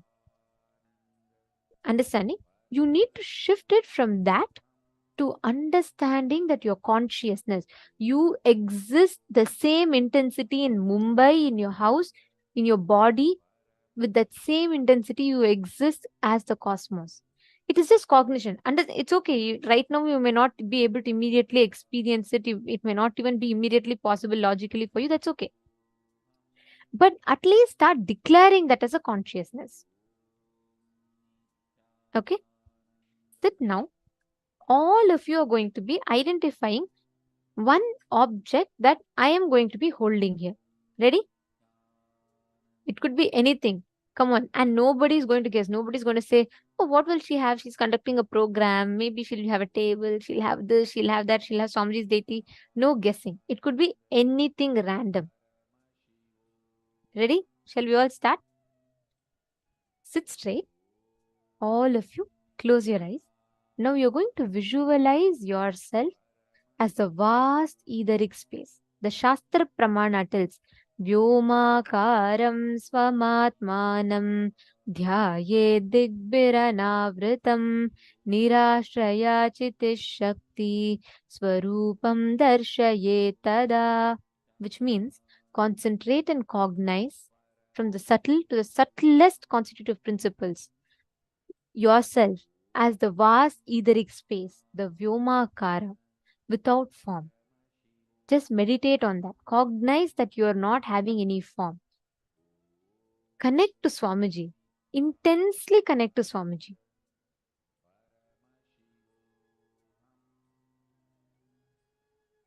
And you're going to be asking Swamiji to reveal to you what exactly you see that I am holding in my hand. I have an object in my hand and you're going to scan what exactly it is.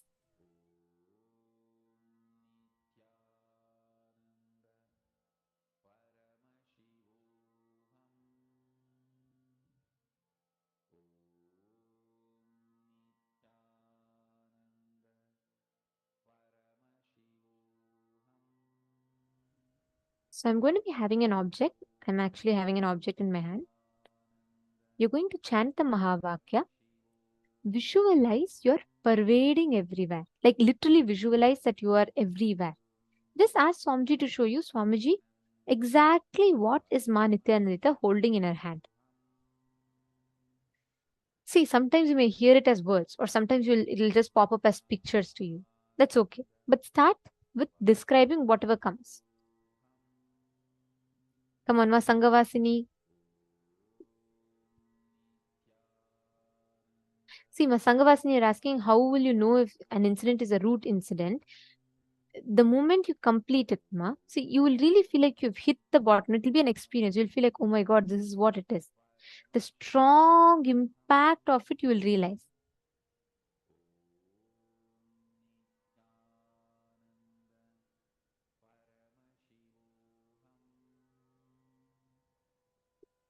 Chant the Mahavakya, identify.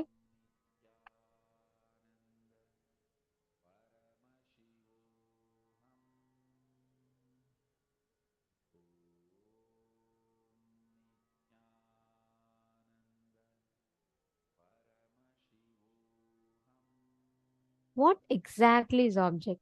Just connect to Swamiji.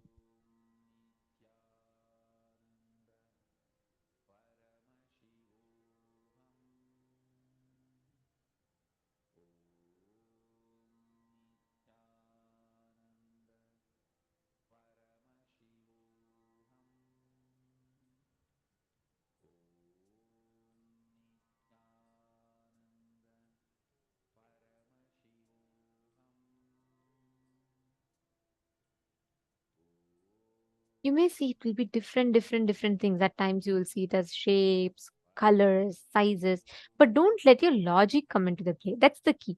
Means you should not think that, oh, okay, this is what it is, this is all I can see. Intensely connect and see, ask Swamiji to show what exactly is object. Whatever is coming, you can keep typing and posting in the chat. As in when you see, just post it in the chat.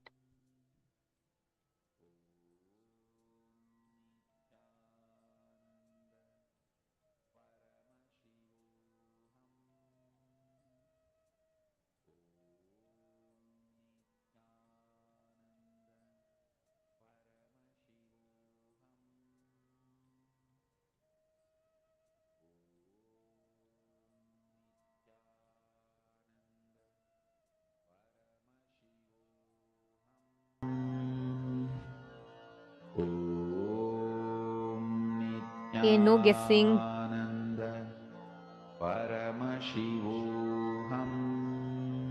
Describe the shape. No problem. See, it's not about right for now. First start seeing. First start cognizing as yourself as that vast etheric space and start seeing.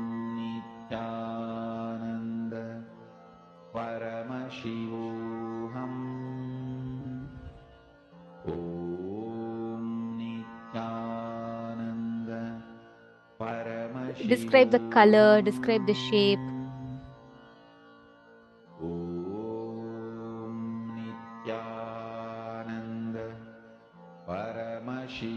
Akash Ravi, you should not ask me. You should scan and tell. You're asking if it's a Trishul. You should scan and tell.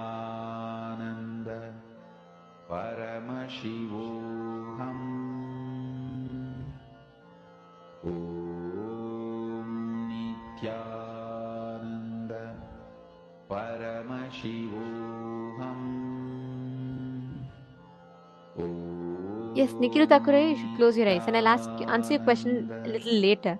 Right now, we can all manifest intensely. Just close your eyes. Let that shapes come. Let different things come in your third eye. Let objects keep appearing. Scan and keep identifying that. And whatever shapes comes, post it in the chat.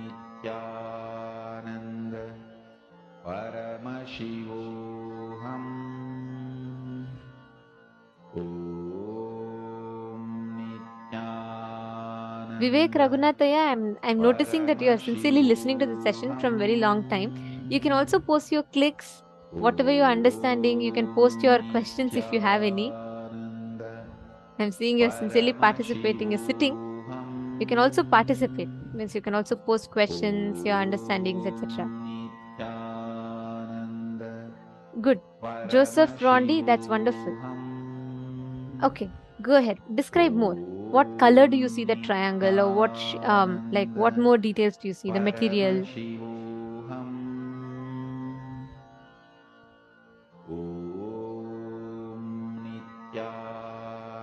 Okay. Since many of you have posted, I'm going to be sharing the answer with you all right now. Okay. Great. See, if it is not right, it is okay. It doesn't matter. First thing, go on again and again, continuously chanting Mahavakya and do the technique, the process. Okay. So the exact object that I was holding for all of you is a clip, a black color. And Ma Vinuta, you were spot on. Vinuta Nagaraj. The first color you said was black. Even Ma Prithvi saw the color black. See, it doesn't matter if you didn't get the other things correct, but the first thing you guys saw was black. Excellent. Wow. Ma Virupaksha, you said a little dark object as big as the hand and black. So this is a little dark object and as big as my hand and it is black. That's right. Wow. Excellent.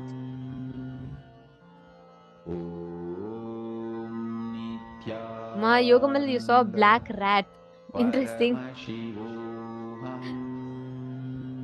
Okay. See, that's what so many of you have seen. Ma one of you had put, you heard some clicky sounds. So this just makes something similar, a click sound. Do you all see, when you start manifesting, you may start with first just going on describing the broader details and so on. But once you start manifesting this, you will start having a breakthrough in the way it manifests for you. The way it starts expressing through you will be very different. Okay, very nice to see all of you participating. That's wonderful. Now we are going to be entering into a very, very important session. Today is all about breaking free from pain. We are going to now be understanding what is pain, what are the 5 types of pain that we go through in life. Swamiji is going to be revealing that. So let us listen to the revelation. It's a very, very beautiful session. We are going to be learning about pain and how you can, what are pain. So firstly, what is pain? What are the types of pain? And how do we get rid of pain in life?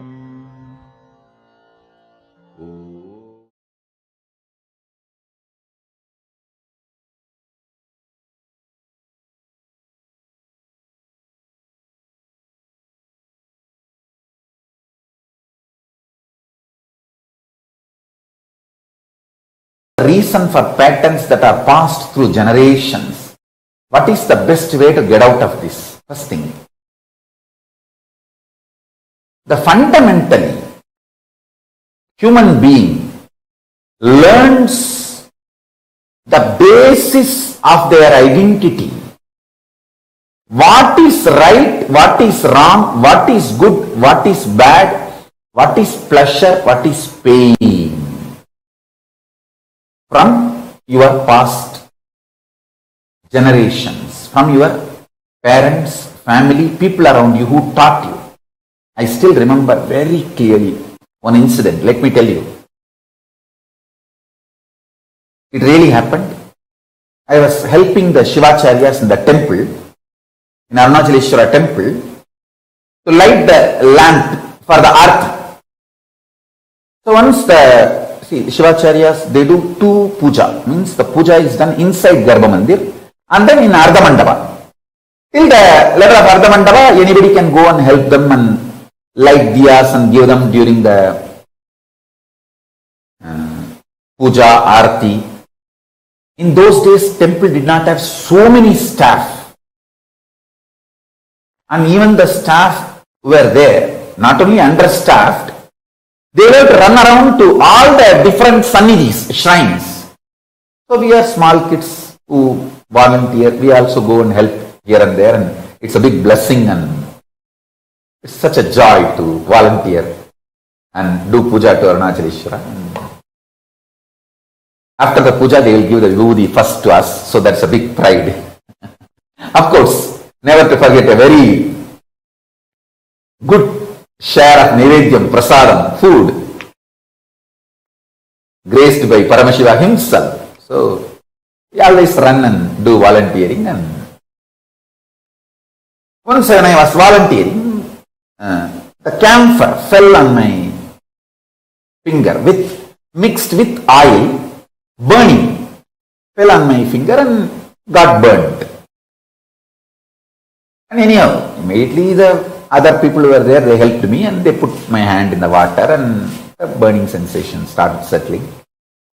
Then I ran to Arunagiri Yogeshwara. Those days I used to be having darshan of Arunagiri Yogeshwara regularly, physically.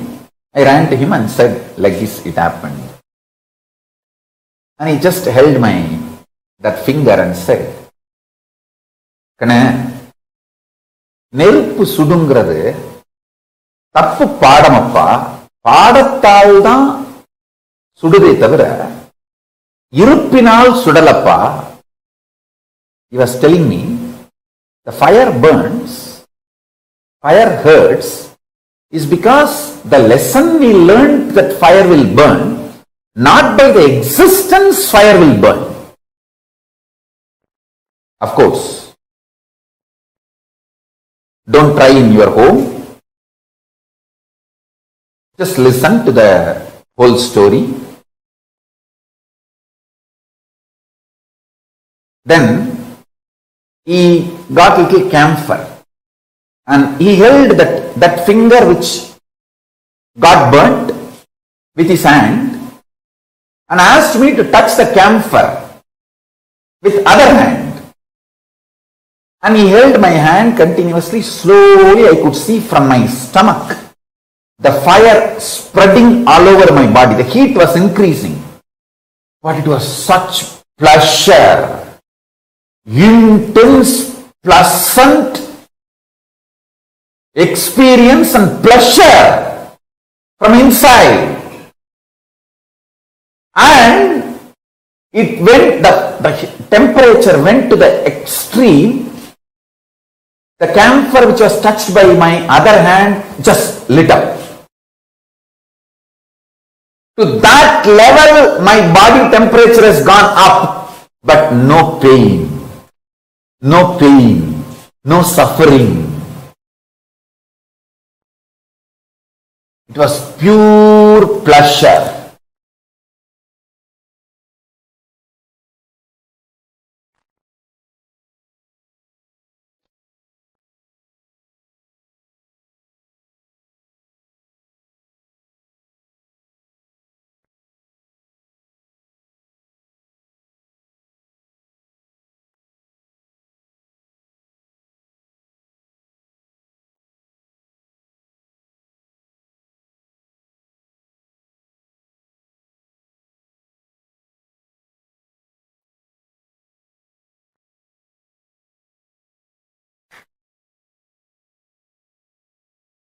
I still remember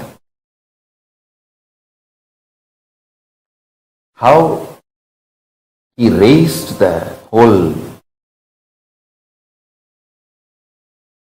not just temperature, my cognition about fire.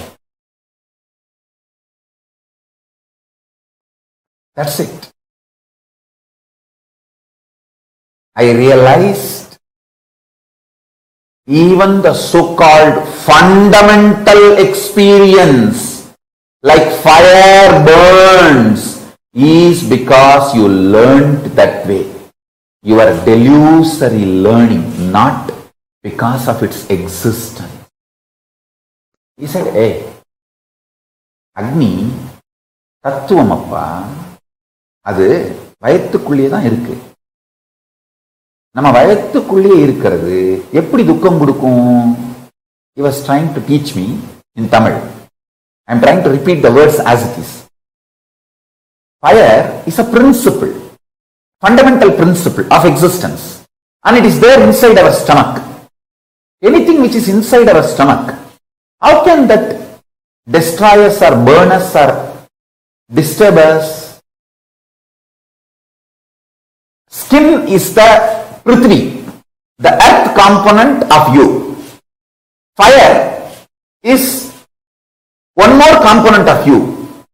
How can one component of you destroy another component of you when you are still alive as the master of you? He said, நீ உடம்புல இல்லாம போயிட்டா அப்போ ஒன்னோட ஒன்னு அடிச்சுட்டு ஒன்னு கொளுத்திருச்சுன்னு சொன்னா சரி புரிஞ்சுக்கலாம். ஆனா நீ உடம்புல இருக்கும்போது உன்னுடைய பாகங்கள் எப்படி ஒன்னு அழிக்க முடியும்? He was giving me the multi-dimensional logic, not binary logic. He says, when you are not inside the body, your own fire component has burnt your own earth component. At least that can be tolerated because you are not there. The head is not there. When the head is not there, the students can, like it's like if the teacher is not there, the students can fight amongst each other and burn the classroom. But when the teacher is there, head is there, how can they fight with each other? He said, you are the head. When you are in the body, how can your fire element burn your earth element? I said, right.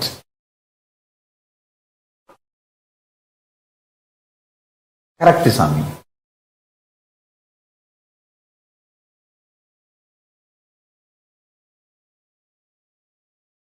That one lesson he taught me, I realized multiple things. First thing, Even the so-called worst sufferings are because you are taught it is a suffering, not because it is a reality. That's first lesson. Second,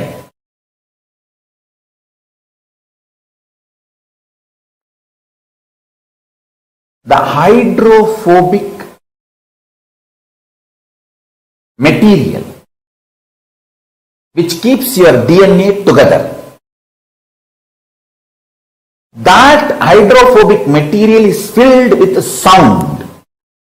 See, being becomes identity through sound. Identity becomes physical expression of a person through fire.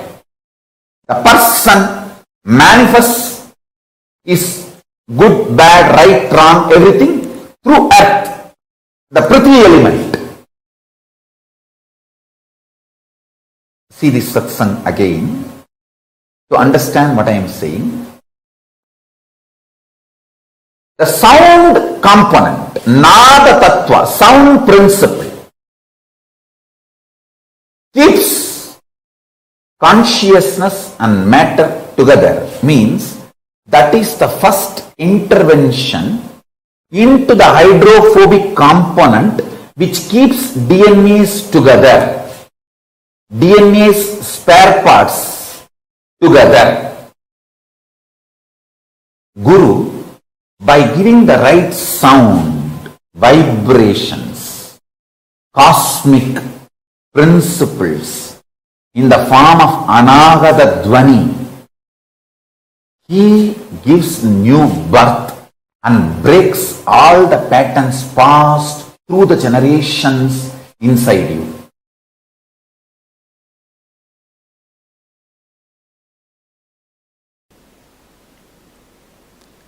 If you think your lifespan, your existence is much more, then the idea of your pleasures will become different.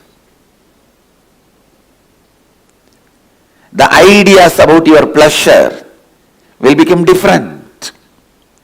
Understand? If you think you are going to be having births and deaths, that's the truth. Till you are enlightened, the births and deaths is going to be your life cycle. Then simply you know what is going to be your pleasure, what is going to be your pain, what should be your pleasure, what should be your pain. Having a larger vision, more clear vision about you. Actually, when you have more clear vision about you, all your actions will be aligned to that.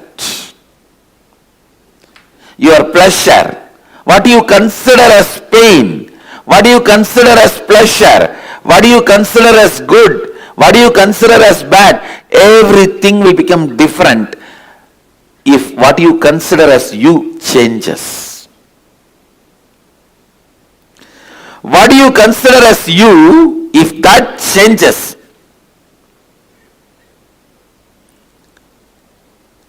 if you start understanding what you consider as you is little more than the immediate life you are observing. A common man looks at only the 20-25 years he is supposed to live healthily with all the so-called pleasure. By the time 25, he will have little money and freedom to do what he wants.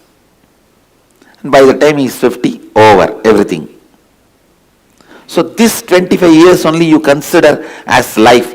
That's if you consider only this 25 years as you and plan, that is what I call very, very short vision. Then all your strategies about you, life, everything will be vinasamcha, means destructible, based on destructible.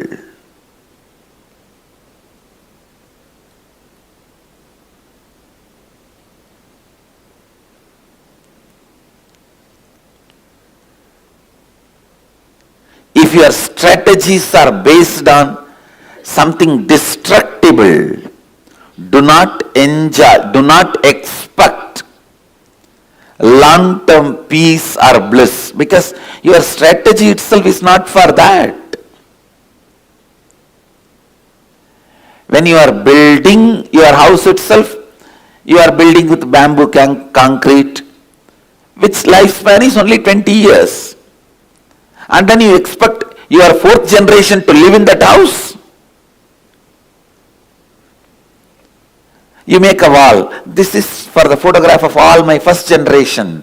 Then this is my sons and daughters. That is for my grandsons and granddaughters. That is for my great-grandsons and great-granddaughters. The house itself is going to live only 20 years.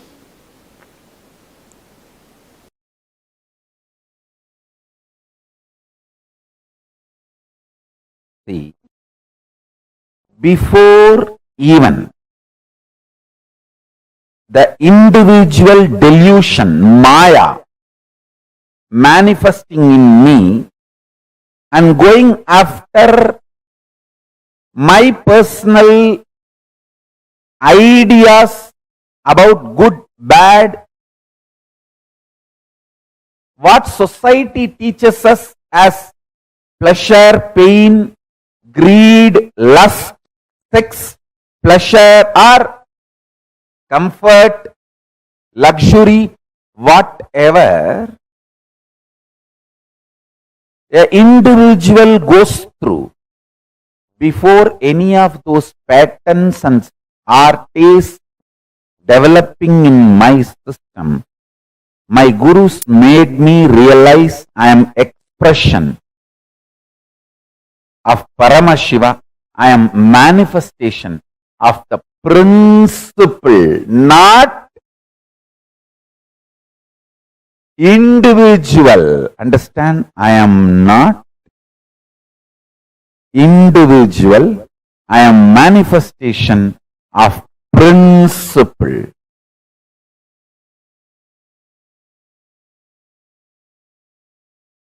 You need to understand. I am a manifestation of principle. Tattva, not an individual. Before even any identity or desires, fears of individual developing in my system, my gurus made me realize I am a principle, tattva.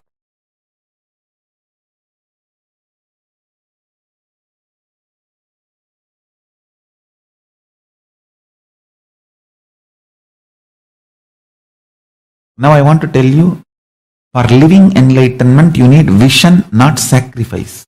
As long as you don't get the right vision, you need to have sacrifice. Till the vision is not clicked, you need sacrifice. Once the vision clicks, you don't need sacrifice. When I cut my thigh and went back to Annamalai Swamigal, he said, what you did is neither wrong nor right.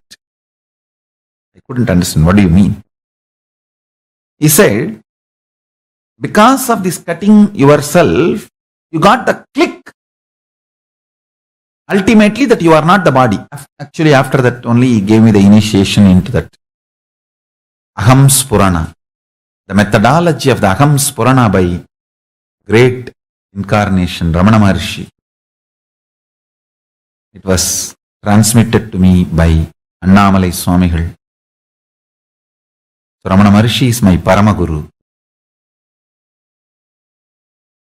And Annamalai Swamigal transmitted that Aham Spurana, Anubhava into me, and which became reality when I was 12 in the Pavadakundru. After that, once Annamalai Swamigal was telling me, now understand the thing you did, cutting your thighs, neither right nor wrong. Because you got the vision, you don't need sacrifice. You don't need to cut yourself again. If Annamalai Swamigal said cutting yourself is right, I would have been continuously doing that everywhere. and all of you will be sitting and cutting yourself. It is not right. Same way, it is not wrong. You need certain kind of a ferociousness to do sacrifice till the vision clicks. That kind of a ferociousness is required for the vision to click. So because the ferociousness is required for the vision to click, the experimenting on yourself, cutting yourself, your thigh was not wrong. Because it is not required regularly, once the vision clicks, it is not right.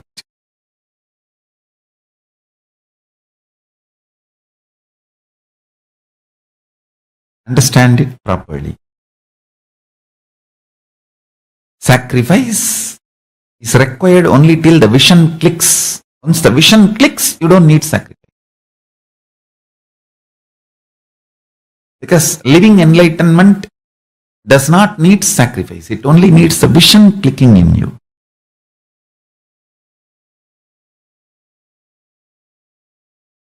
But till the vision clicks, you need to have the passions and perseverance, will, persistence. For that you need sacrifice.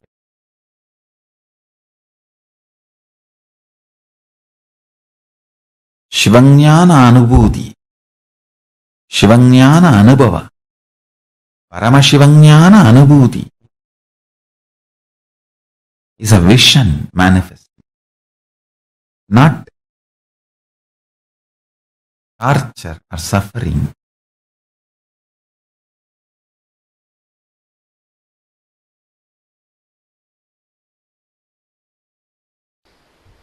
The sacred truth of the source of seeking, please understand. Your very biomemory vibrates. Your very biomemory actively functions only with some of the basic questions about life.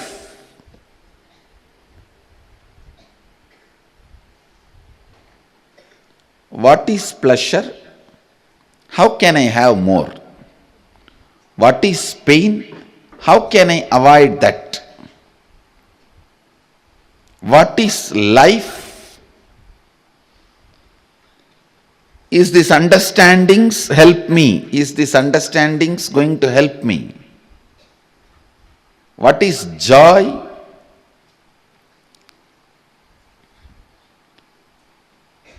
All these basic truths, basic understandings,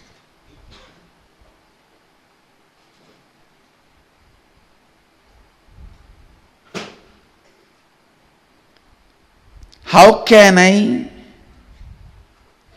experience them? These basic questions about life only continues to make you function, act. Entertaining these basic questions. What is pain? How can I avoid it? What is joy? How can I have more? What is life? Please understand, how many times you may hear answer for these questions from your father, mother, uncle, society, teacher, finally from Guru. How many ever times you may listen answer for these questions?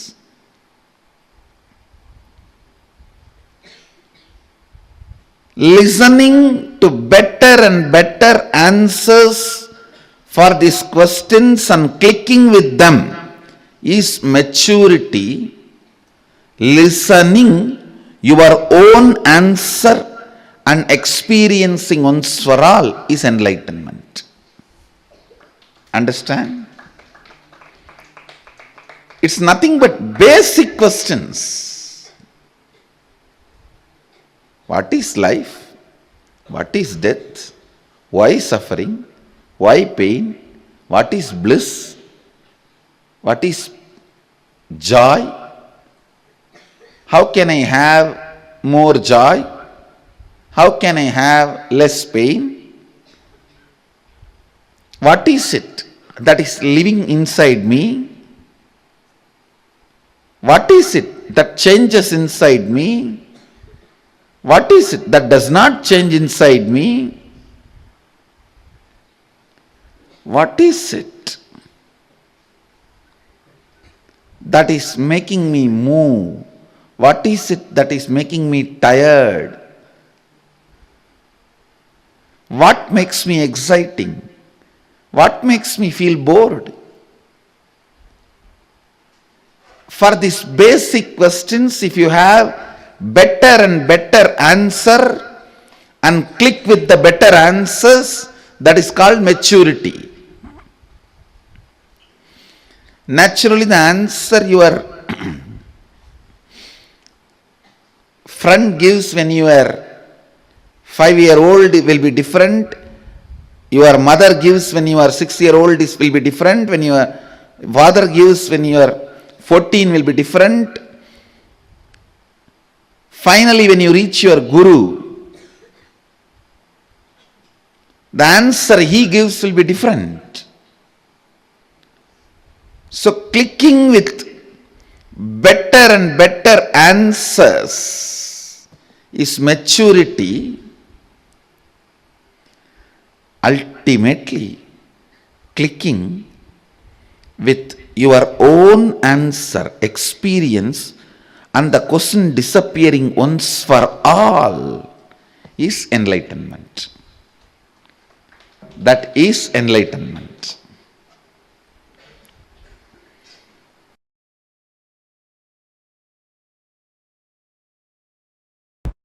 Understand the principle, cosmic truth, listen carefully.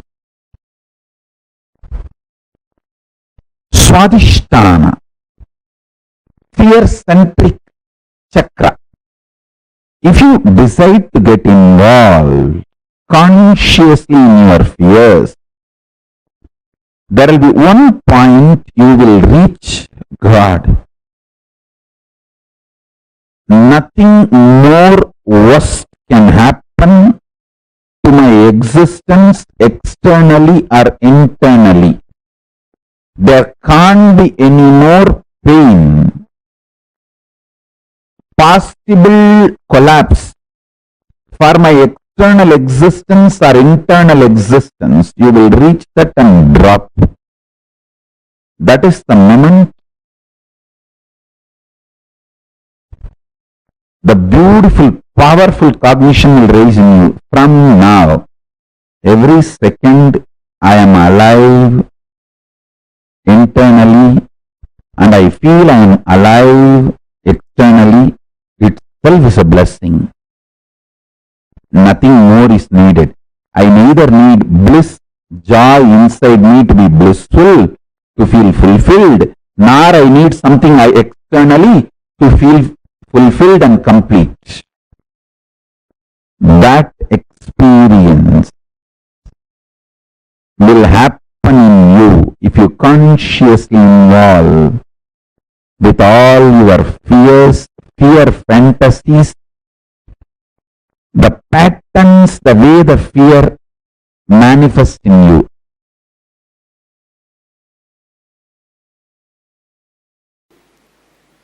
Overpowering you. This layer, the mental layer, Manomaya Kosha, strong thought currents overpowering you is the biggest incompletion stored in Manomaya Kosha, the mental layer. Please listen. In the mental layer, the powerful, strongest incompletion recorded, strongest incompletion stored is thought currents overpowering you, making you powerless.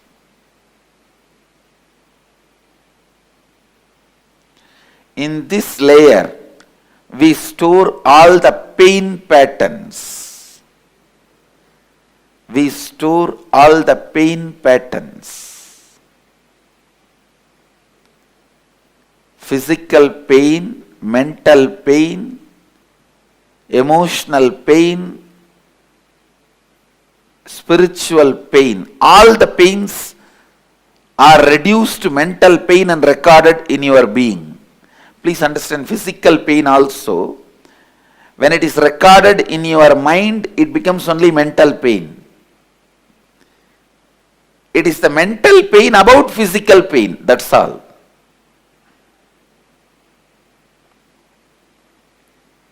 Physical pain, all of you know. If somebody hits you, what happens? It's the physical pain. Mental pain is, if you are not respected somewhere the way you expect to be respected.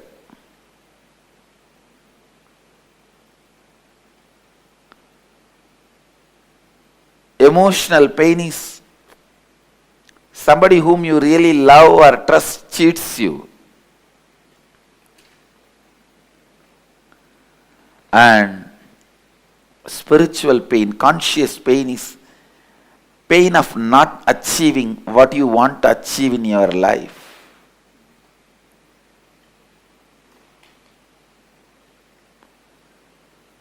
Listen,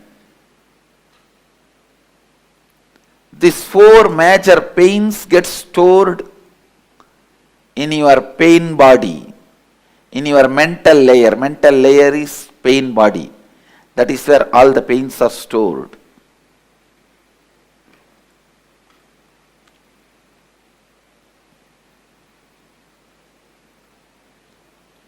I'll lead you into a very powerful process to get you out of this mess you created for yourself.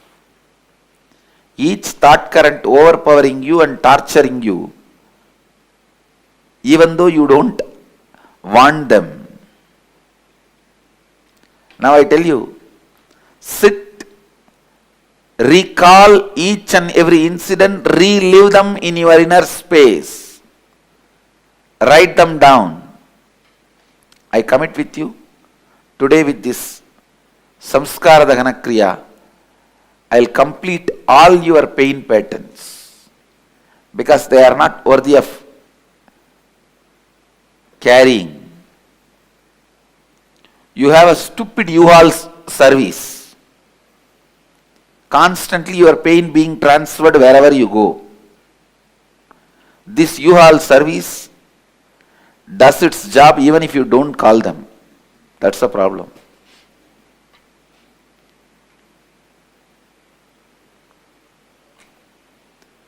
The unique process we will do now, you are literally going to write your autobiography. Understand? This process is called Samskara Dahana Kriya. Start with the earliest memories of your life. Recall all the unpleasant incidents of your life. The ones that brought you mental, physical, emotional, conscious pains. Recall each incident. Relive it in your inner space intensely.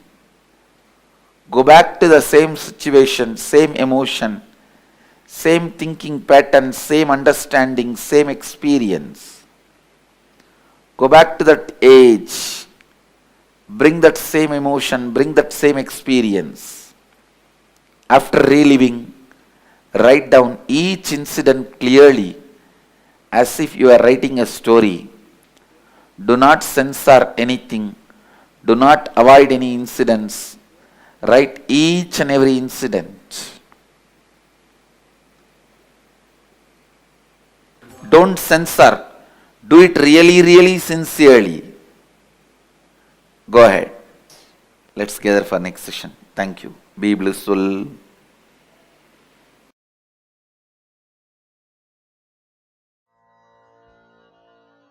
With this one spiritual powerful cognition, chant this Mahavagya. Om Nithyananda Paramashivoham. Om Nithyananda Paramashivoham. Om Nithyananda Paramashivoham. Om Nithyananda Paramashivoham. Om Nithyananda Paramashivoham. Om Nithyananda Paramashivoham. Om Nithyananda Paramashivoham. Om Nithyananda Paramashivoham. Om Nithyananda Paramashivoham. Om Nithyananda Paramashivoham. Om Nithyananda Paramashivoham. Om Nithyananda Paramashivoham. Om Nithyananda Paramashivoham. Om Nithyananda Paramashivoham. Om Nithyananda Paramashivoham. All the pains happen inside of us. Any pain that we create, it is our conscious cherishing of certain patterns, certain incompletions, which builds up as pain in our system. Swamiji revealed a very, very powerful truth, a very important truth. Every one of you that are here, please understand, pain is inevitable. It's all part of our life. But the suffering that we go through is our conscious choice.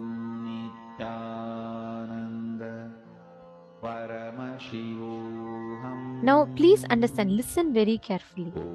All the pain that is created in our life, all the pains that we experience, that we go through in our lives, are created by the constant being, you turning a blind eye towards your blind spots.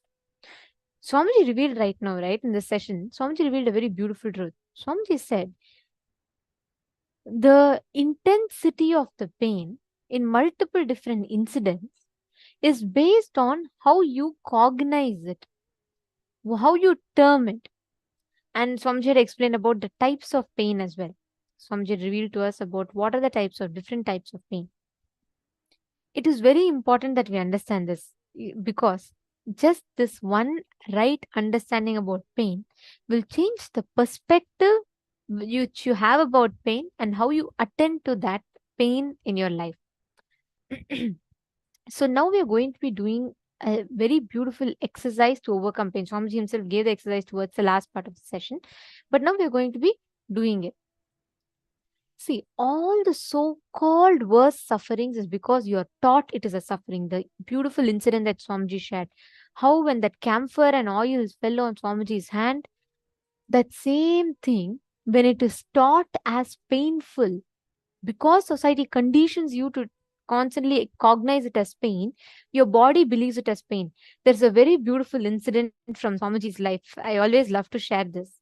Swamiji tells during Parivrajaka, right? Swamiji did 9 years of spiritual wandering called Parivrajaka. Means Swamiji was just 17. Swamiji left his house. Swamiji wandered the length and breadth of India, and Swamiji was in his Parivrajaka Yatra. Now, at that time, Swamiji went to one village in Madhya Pradesh, which is in India. And Swamiji said one day he was meditating there in the village. Swamiji used to go travel place by place by place in different places, and Swamiji used to meditate there.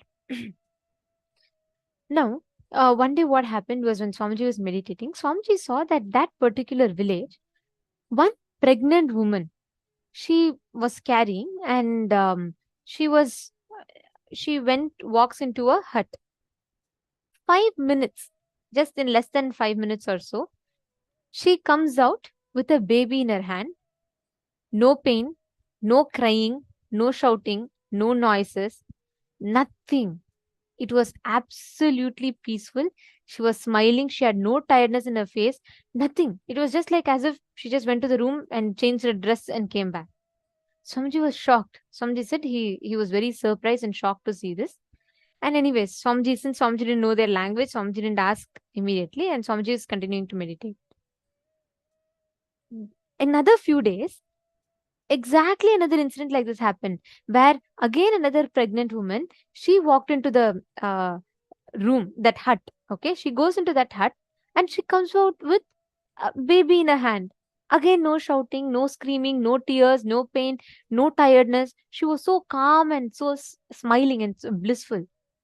Now Swamiji said, like, he decided to find out how it is happening. So Swamiji said Swamiji went to the village priest, and Swamiji wanted to find out like how this works.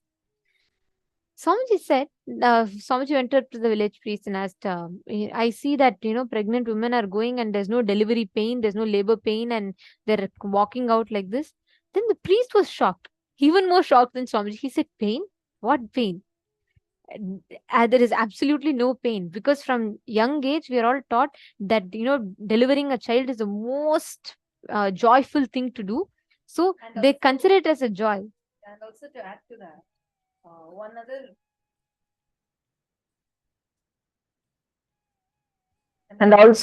to that, one other important thing Swamiji mentions is how when a woman hits puberty, when she gets physically mature, the women in that particular indigenous group are worshipped and are thought that they become divine.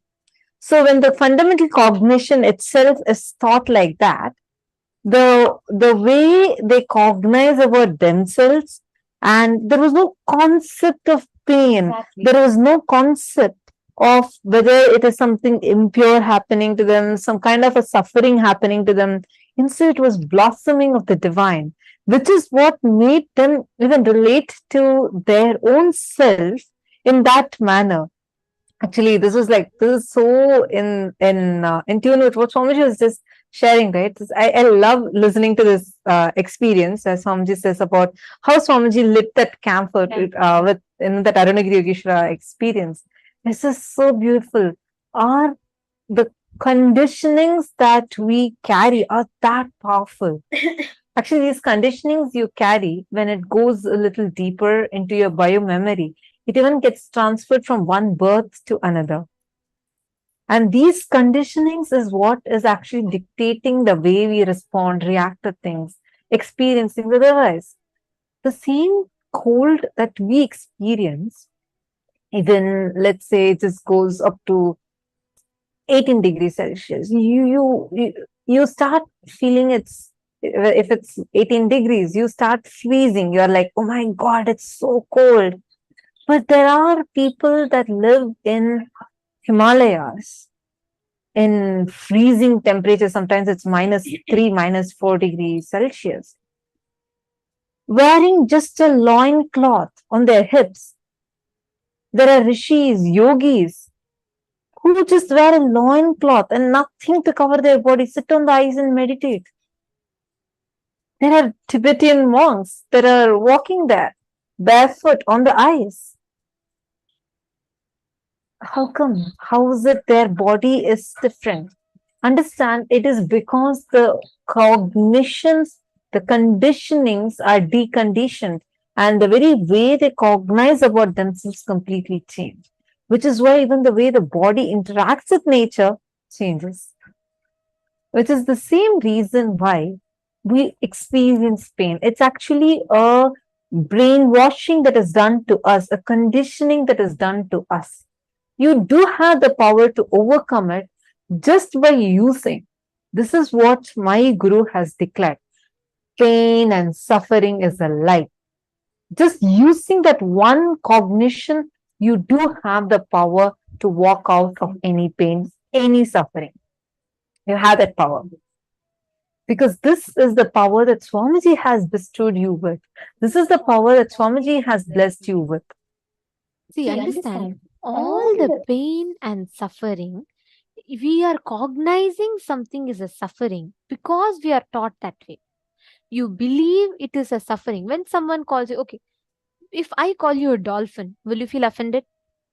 No, you will not feel offended. If I call you a buffalo, will you feel offended? Yes, you will feel offended. Why? Why does certain word cause a pain in you while some does not?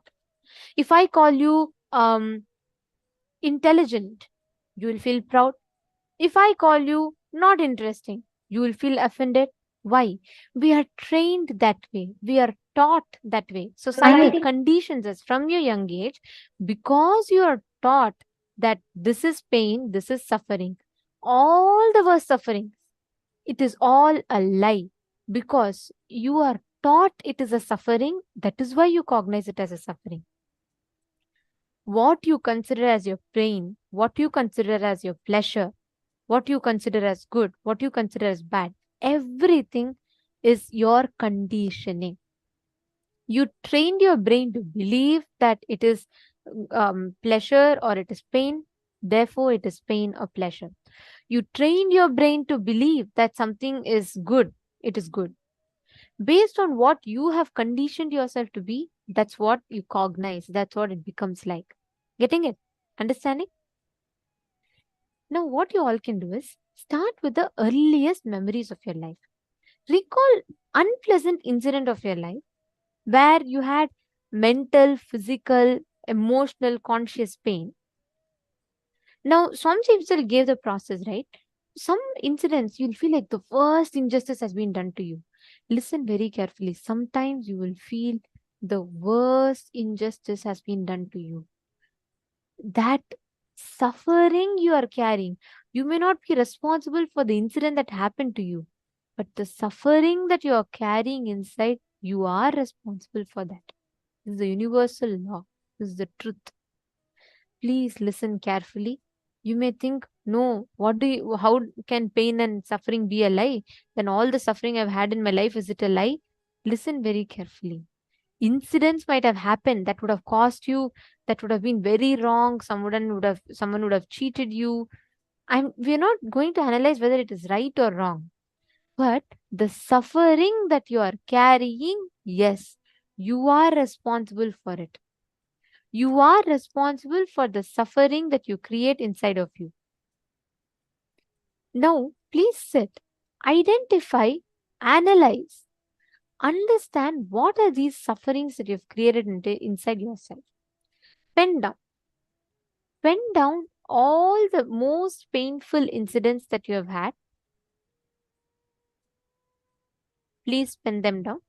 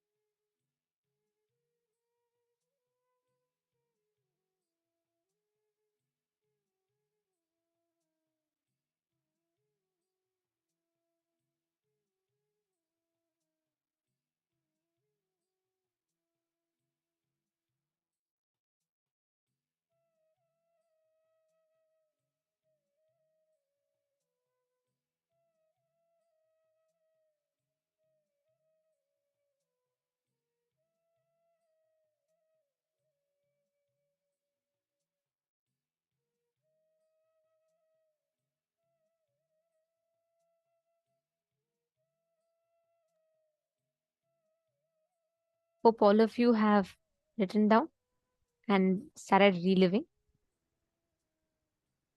As you identify, as you keep completing, what starts happening is the cognition that you carry starts maturing. How you start manifesting, how you manifest the experience starts maturing. So it'll no more be in the same usual way that you see it, that you experience it.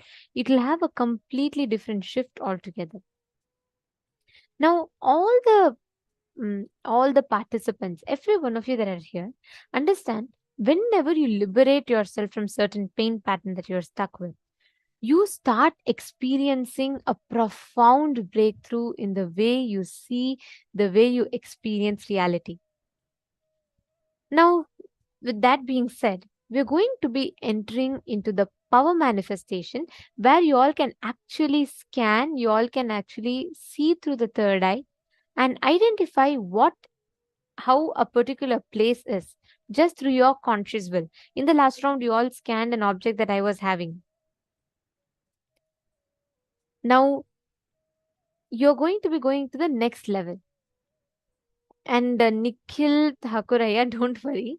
She will, as you start manifesting powers, your wife will start having that breakthrough.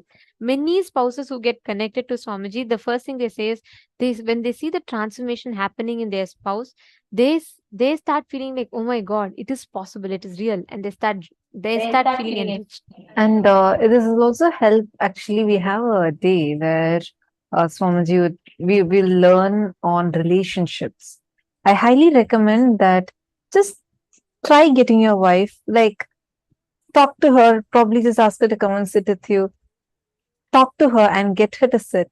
That day would be the best for your relationships. You learn a lot about you, your relationship, how you can have the best relationship. And that day we also have a special initiation where Swamiji will bless couples who want to conceive a child. Swamiji will bless them with apple initiation, like where you're blessed with, you get an apple, you get it energized by Swamiji, and you'll give birth to an enlightened child.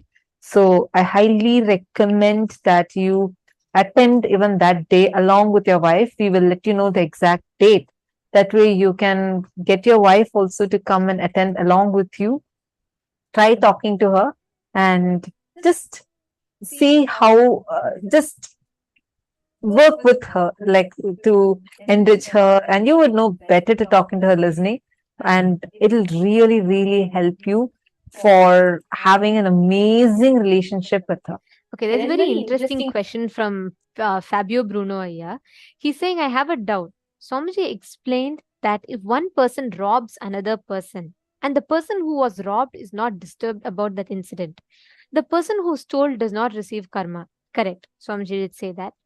Based on this, I would like to understand how we come to the space of Kala Bhairava, where where everything that is bad for us simply comes back to the person, and everything that is good, that same good comes back to the person. If we are in a space where we cannot be harmed, how will people who do bad things to us get punished for their harm? Okay. See, there's a two-level thing. One is, by law, what they give to you, the space that they give to life will reflect back to them. Okay. When you get affected, they get the karma. Yes, Swamiji had told that.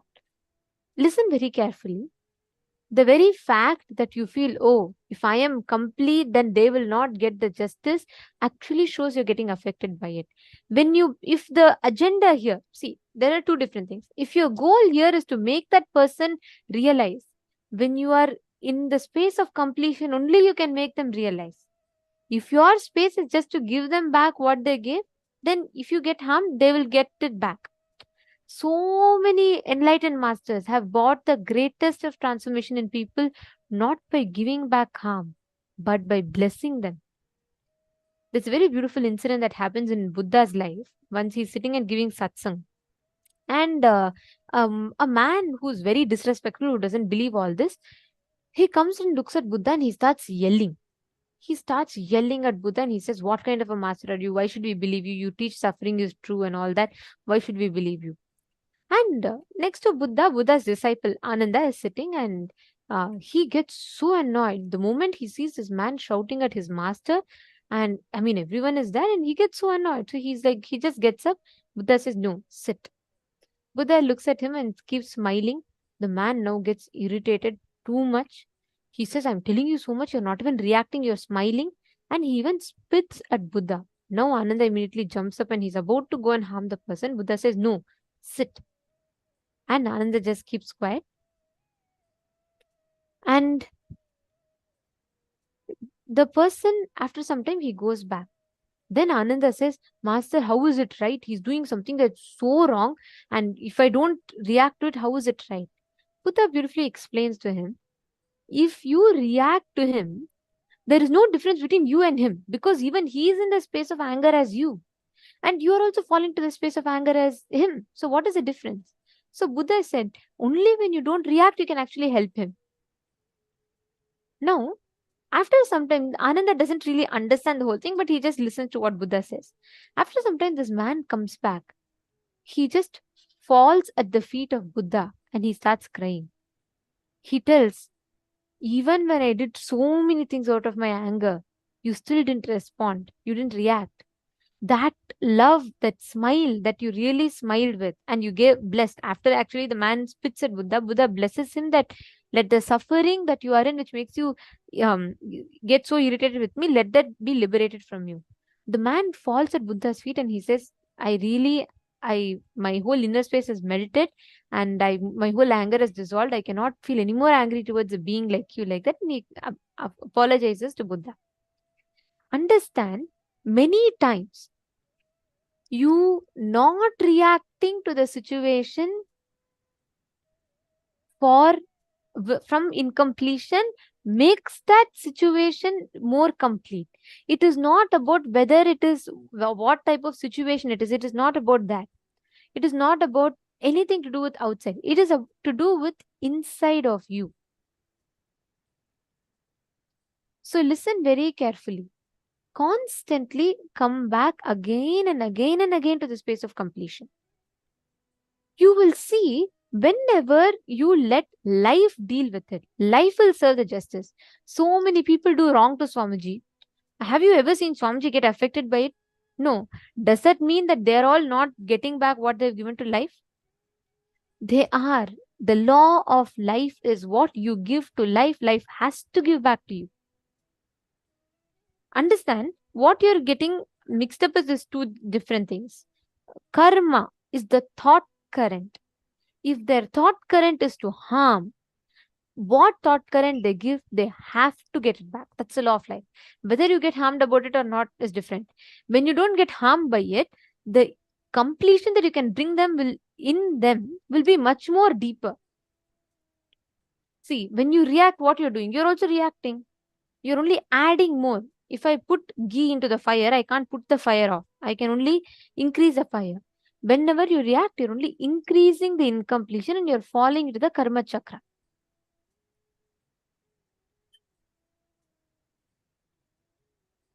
Ma Rajeshri is asking the difference between mental and emotional pain. Conscious pain is physical and emotional pain.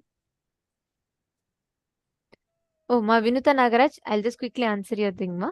See, relax. Don't get stressed about it, because many times when the patterns come out, because you would have never really attended to the situations completely. So sometimes your body will react like that. It's okay. Take a break, relax, and then you can do it when you're able to. Okay, so the question of the different pains, right? See, whenever you feel like disrespected, where you are emotionally hurt, it is one type of pain. There are other pains where you almost feel like giving up. Understanding? Like there are totally 5 types of pain. The first type is physical pain.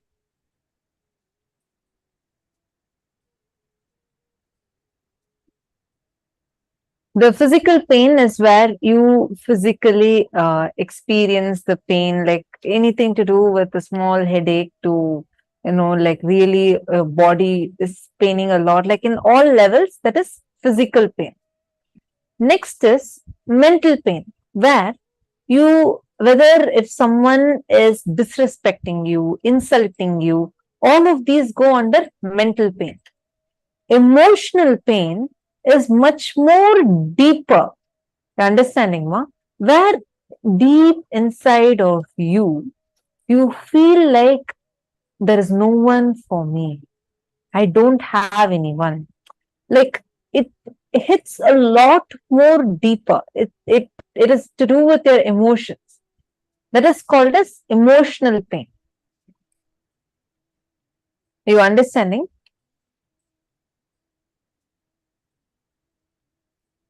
So now, whenever To you complete, right? All these layer by layer by layer, you can remove the impact. Understanding? Okay. Now, let us all enter into the power manifestation session where you're going to actually be applying this powerful cognition. Unclutch from that pain and suffering that you create inside of you. You will see the kind of a shift, the impact that you bring in your inner space. Okay? Shall we start? Okay. So now in this round, we're going to do it a little different. We are going to be manifesting the ability to view the details of any particular house. So basically, I'll be projecting a photo of an house. You're all going to scan and identify that. So joining with us for this is Manitya Brahma Yogananda and Manitya Devasmarananda, and they will be the acharyas who will be guiding us in manifesting this power. So let us enter into the power manifestation now.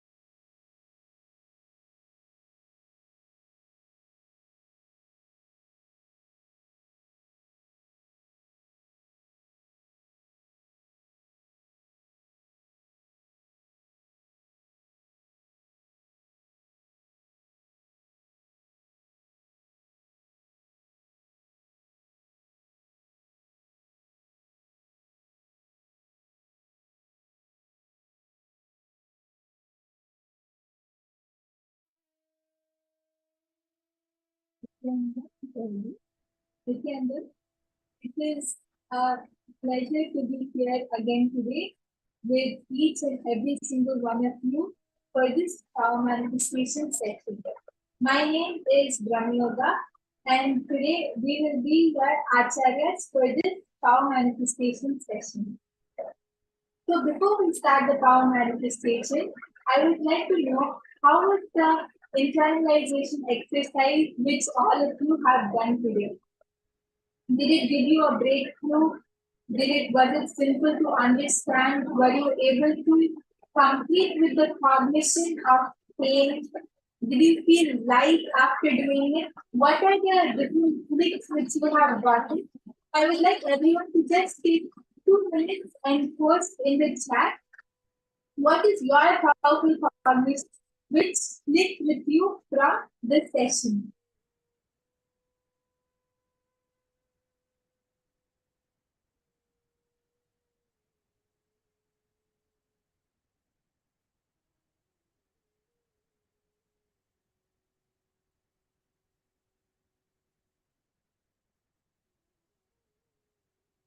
Yes, so Ma Priyatma Swarupini has posted there is no suffering. That is great, Ma. That is actually the main cognition, the main click of this internalization exercise, because suffering is just societal. Yes, it is our decision. That is correct.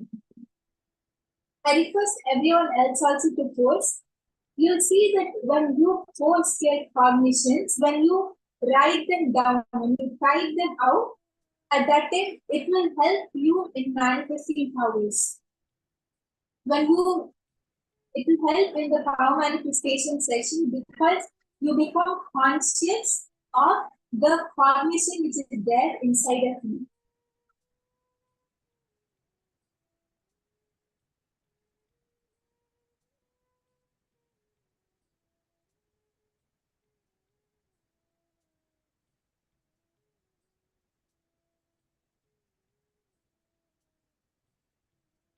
I encourage and invite each one of you, please take a minute and quickly share your powerful cognition, your click with us. Please understand, when you share, you become conscious of it, and this powerful cognition is going to help you in the power manifestation. Yes, Soma, is this you got a huge click about your root pattern that it is more present in your life than what you thought. Yes. So now that you have gotten the click, now that you are aware of it, when you manifest the power, you will see how it helps you in completing with this very cognition.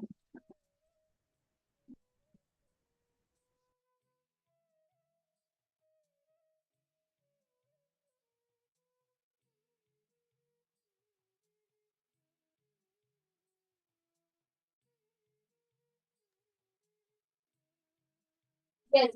So now we are all going to enter into the power manifestation session. So it was so nice to read out your experiences of how you understood what Swamiji revealed to all of us and what you were able to speak with in the internalization exercise. So now, with the same powerful cognition that suffering is a societal conditioning, it is our choice. It might be a reality, but the suffering of that is only our choice. So now with this, we are going to be entering into the power manifestation session. So I request all the participants to get ready with your pen and your paper. We are going to be scanning houses. We are going to be doing the power of remote vision. So I request everyone to get ready with your papers and pens.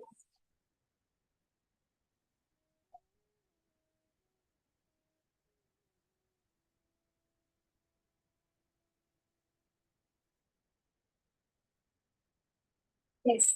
So now, as all of you can see, the house is projected. The slide of the house is projected. So I request all the participants, sit with your head, neck and spine in a straight line. Remember Swamiji in your third eye. And you can close your eyes or open them, whatever is comfortable for you. And take a deep breath. Inhale and exhale. And start chanting the Mahavakya. Om Nithyananda Paramashivoham. Om Nithyananda Paramashivoham. Om Nithyananda Paramashivoham. Just connect to Swamiji and let the Mahavakya vibrate in your inner space. Just sit and intensely connect with Swamiji.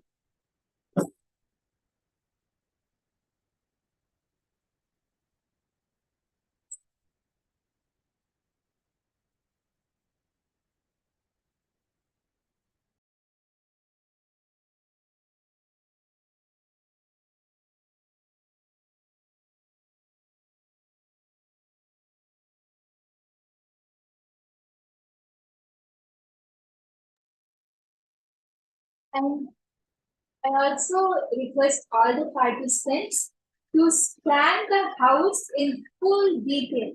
Whatever Swamiji shows you, the number of cups, it could be the number of spoons, it could be the minutest object or color in the house.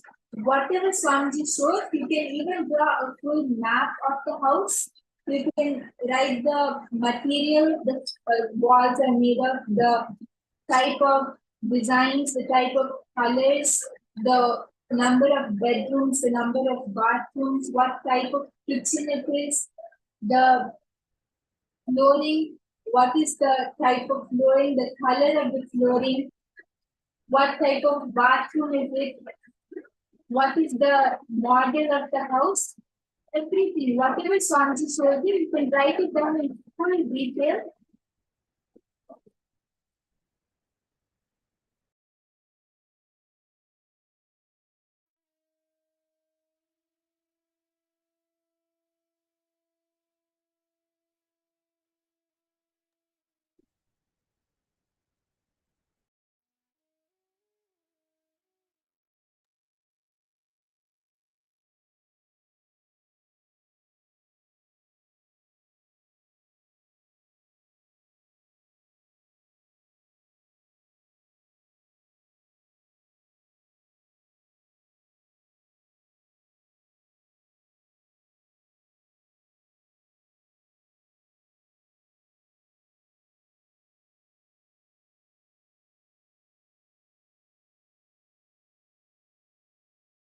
Nanda Paramashivoham.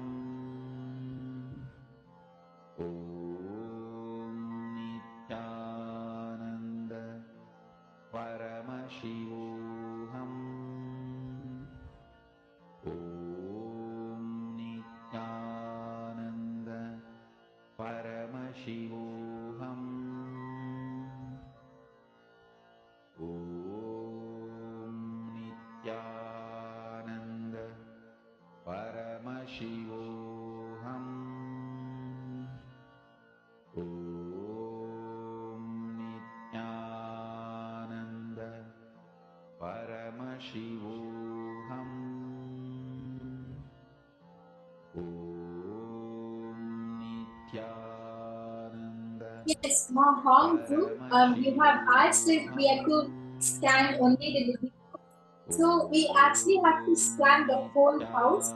And not only the house, you can even scan the history of the house, what type of space the house holds, everything which is related to the house. It can be the vastu, it can be the history, whatever Swamiji shows you, you can scan everything. And yes, now you also have to scan the whole house, not only the living room. Paramashivoham. Om Nithyananda. Paramashivoham. Om Nithyananda. Paramashivoham. Om Nithyananda. Paramashivoham. Om Nithyananda. Paramashivoham. Om Nithyananda. Paramashivoham. Om Nithyananda. Paramashivoham. Om Nithyananda. Paramashivoham. Om Nithyananda. Paramashivoham. Om Nithyananda. Paramashivoham. As Swamiji is showing the answer to you, you can even start writing it down on a piece of paper. And see, actually, the power of remote vision is where you would get answers in a lot of detail. You get it precise. You get precise answers. Like right now, if I was going in that house, or if you were going in that house, how you would walk through the main door, then you would first see how the entrance is, then you would go inside, see the room, see the living room. How you would walk through the house. That is literally what you're going to do now. You're going to walk through this house with your third eye. So you would get a lot of details. So I request everyone to write down whatever Swamiji is showing you, and you can post it once you're done manifesting, because you can keep writing it down. So my Mohini Rata has started posting. That's great. Just connect to Swamiji and declare that yes, I am one with Swamiji. Swamiji is there in the house, Swamiji is there in me, Swamiji is there in everything. So you have to just connect to that space, that consciousness inside you, which is Swamiji. And you'll see that when you do that, you'll be able to see the house like you are physically present over there. Paramashivoham. Om Nithyananda. Paramashivoham. Om Nithyananda. Paramashivoham. Om Nithyananda. Paramashivoham. Om Nithyananda. Paramashivoham. Om Nithyananda. Paramashivoham. Om Nithyananda. Paramashivoham. Om Nithyananda.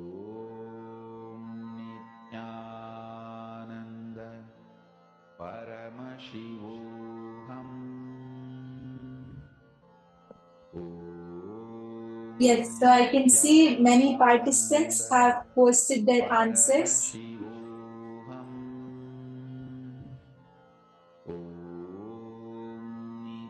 Ma Priyatma Swarupini has posted that the bathroom has a bathtub, not like a walk-in closet. Okay, and there's a big window. Ma Dahanananda has posted ranch style house inside large wooden table, horseshoe on the wall, and pictures fireplace. Okay, yes, many participants have posted. That's great. Ma Priyatma Swarupini has posted. As soon as you enter in the house, it has a living room. And okay, yes, so many people have posted. That's great. So now we are going to be moving on to the answer. If anyone else has to post, you can quickly post, because whatever is posted before the answer is projected will only be counted. Yes, Mayogamalar has posted. Dahanananda has posted. Ma Priyatma Surupini has posted. Okay, that's great. Yes, Ma Heidi, did Swamiji show you anything? I could see many other participants were also manifesting. Ma Agama Priya, Ma is big. All of you can also post what Swamiji showed. I could see that many of you were intensely participating.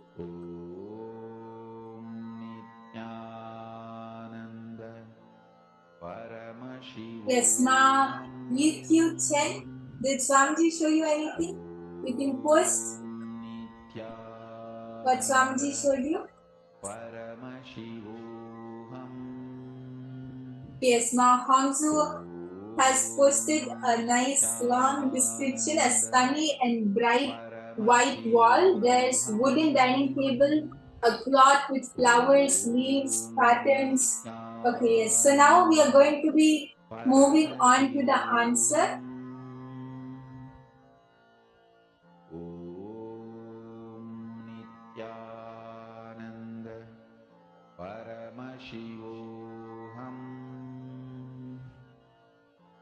Yes, so the parameters of this house is there are 3 bedrooms, 3 bathrooms, and it is a fully furnished house.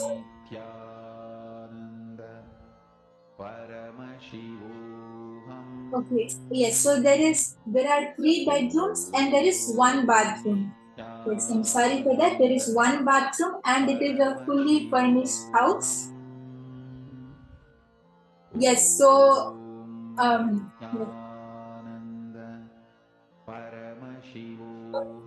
Mahangzu, you have posted there are 3 4 bedrooms, which is correct because it has 3 bedrooms. And there is 1 living room in this house by the lake. And as all of you can see here, this is the layout of the living room. It has a grayish colored sofa with a wooden floor, and there is a table, a small table in the middle on top of a white carpet, and there is a fireplace on top of which there is a TV. Yes, all of us can see the layout over here. Ma Anandeshwari, you have posted ground floors, which is correct. And Ma Mohini posted the floor is wooden, which is also correct. Yes. So many of you have posted wooden. Ma Diana has posted a low wooden table, which is also spot on correct. That's great. Yes. Yes, so many of you have manifested, which is great.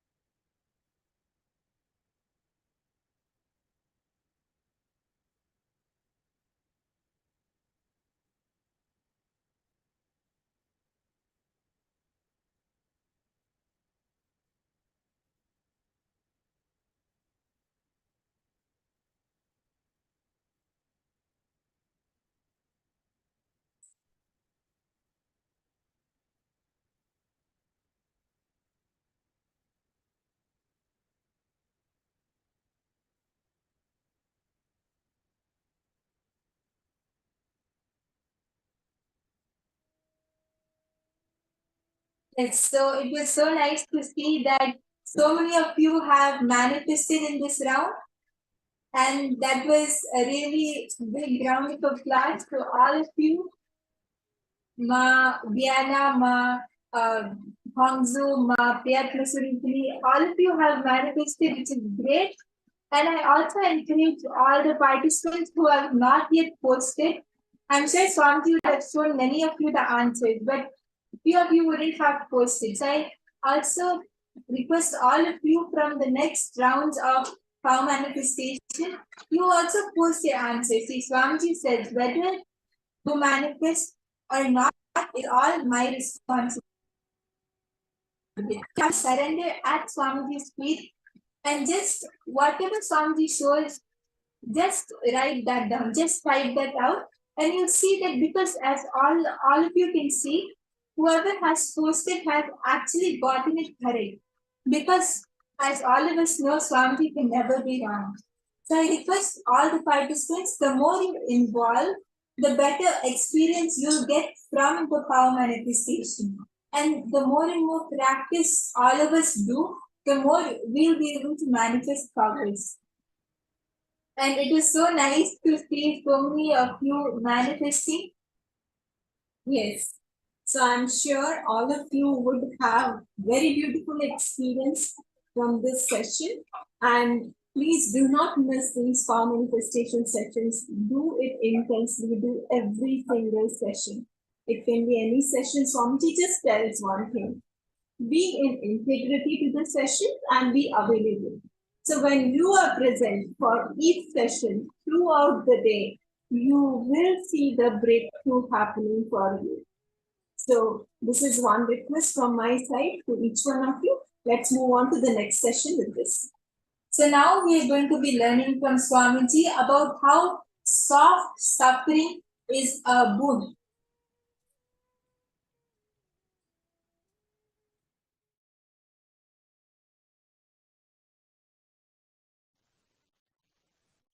Listen intensely. Life is neither suffering nor joy. Life is neither pain nor pleasure. Life has to be triggered inside you from the great cosmic truths of the parallel universe. That's all.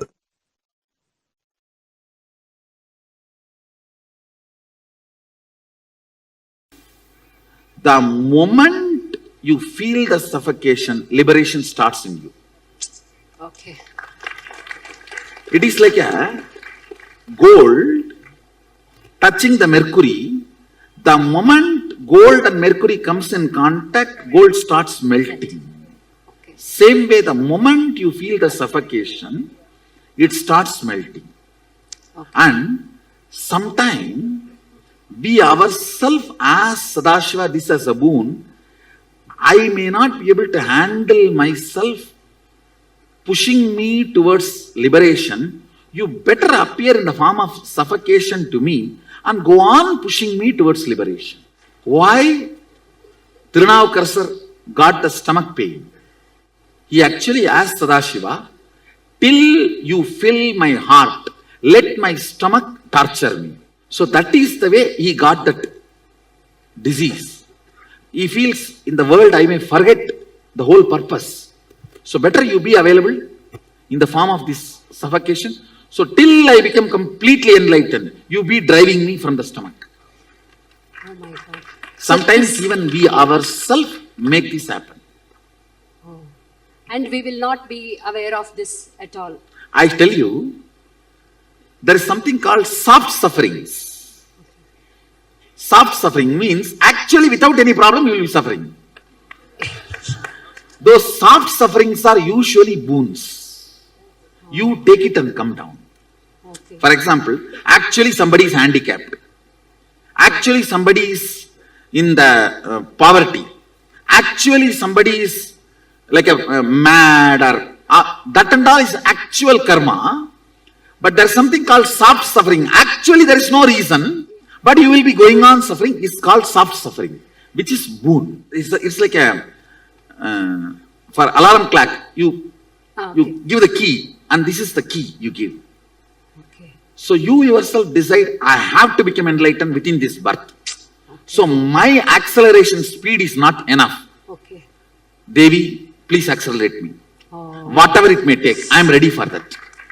Whenever you give that kind of a commitment, she gives soft suffering. Okay. She will never give you hard suffering. Hard suffering comes by karma. Okay. Soft suffering comes by boon. Oh.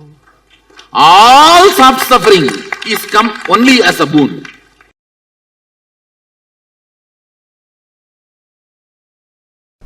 If I have the body which gets tired, then I know the signs to get out of tiredness. Understand? What do you mean by saying your body gets tired? Then you know there is a space where you are not tired. When you know there is a space where you are not tired, you know now there is a space where you are not tired and where you are tired. Now, it's only a simple science we need to manifest, where we are not tired. You may just have to find out the basic secrets. What keeps me not tired? Physically simple things, pitta. I tell you, almost 99% of your tiredness, boredom, depression, all are physical problems, not mental. Actually, if you are depressed, the best way to get out of depression is tell 2-3 people to torture you. No, really. When you have a real problem, you will not create this soft suffering. You just need a strong 2-3 people to torture you. Then the whole problem is solved. Because there is no suffering from outside, you just go on torture yourself. Soft suffering is luxurious suffering. It is like the fellows who don't do hard work. The fellows who don't walk to go and buy vegetables in their real life try to run on the cycle which does not move from one place. Soft suffering is the luxurious replacement of the real suffering. When you do not have the real one and you want to have that pavam feeling, enjoying pavam feeling is pavi. Who is papi? Who enjoys the pavam feeling, who cherishes the victimhood, is sinner.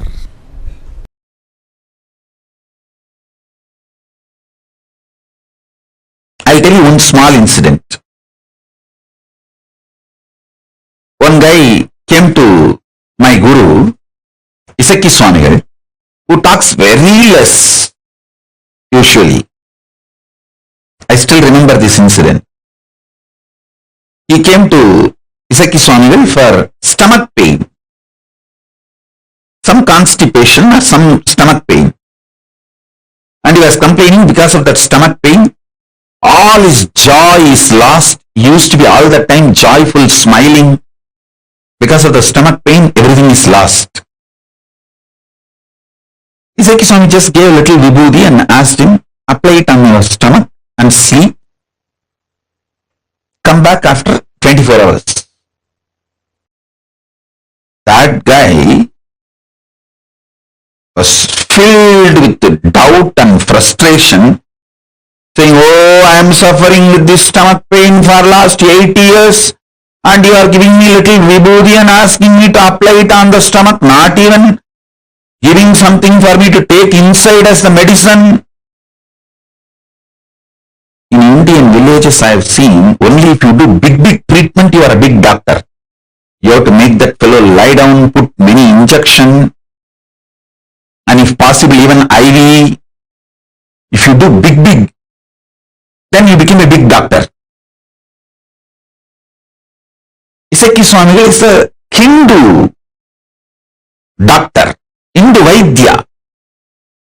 He knows all the methodology, even modern medicine. He used to even give injections if needed.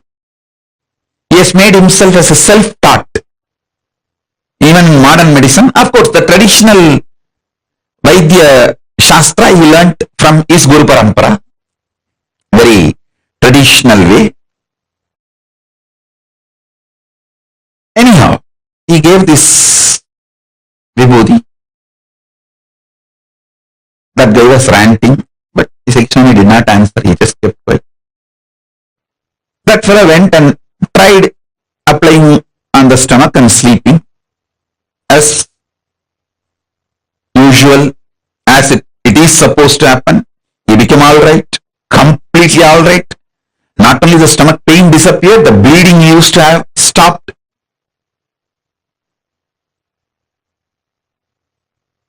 He ran and came back.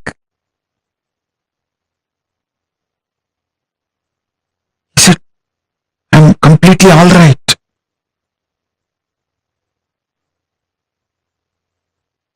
But still there is no joy in his face. Bhagavan asked, Iseki Swami asked, Ippa sandosham dana? Now you are happy, na? He said, no, happiness has to come from inside, na. Only if it comes from inside, I can be happy. He smiled and said, being sad, you built it with a lot of effort, convincing you with false ideas, logic. But to be happy, you expect it should come from automatically within. It's like you dump 1 ton shit on a diamond and you expect the diamond should shine beyond the shit you dumped. You consciously dumped sadness on you, multiple times convincing you. See, as a baby, we are all bubbly, excited, joyful, natural existence. The existential reality was joy and excitement, jumping, dancing.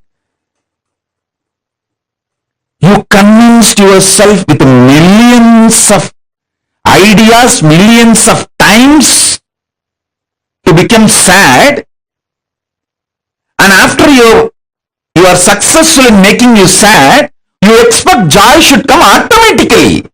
Hey, jump like a baby, laugh, roll, that is your natural existence. That is your natural way. See Papa's Kandamata and do. That is your natural way of existence.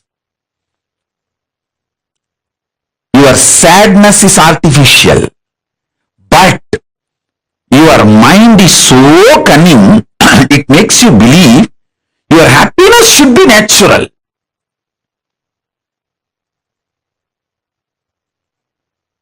Your happiness is natural, but you dumped so much sadness on you, you made your sadness like natural. That natural, you have to break it and reclaim your joy as natural.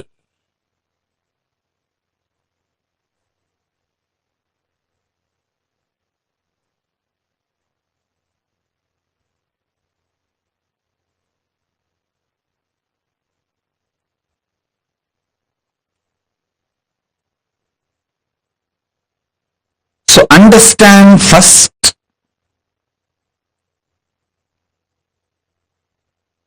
your joy, jumping, excited, inspired state is your nature. You made it disappear from your life and you made sadness natural. So now it is your responsibility to reclaim your original nature and jump. That's what they call it. They say in English, there is a proverb, fake it till you make it. You don't even need to fake it. It is your original status. Jump, dance, it's your original status.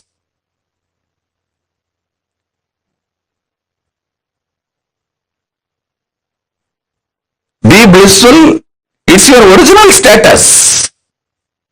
You just need to reclaim.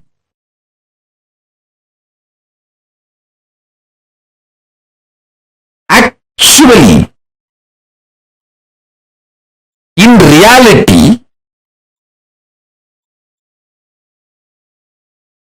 delusion itself is because of your non-involvement, inactivity, withdrawal.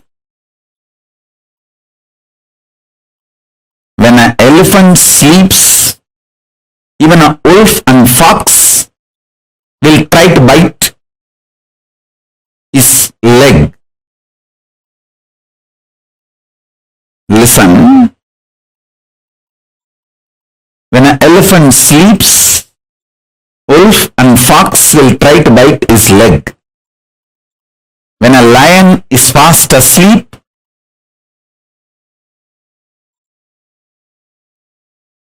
even wolves and foxes will try to eat the meat. Listen carefully. I'll repeat.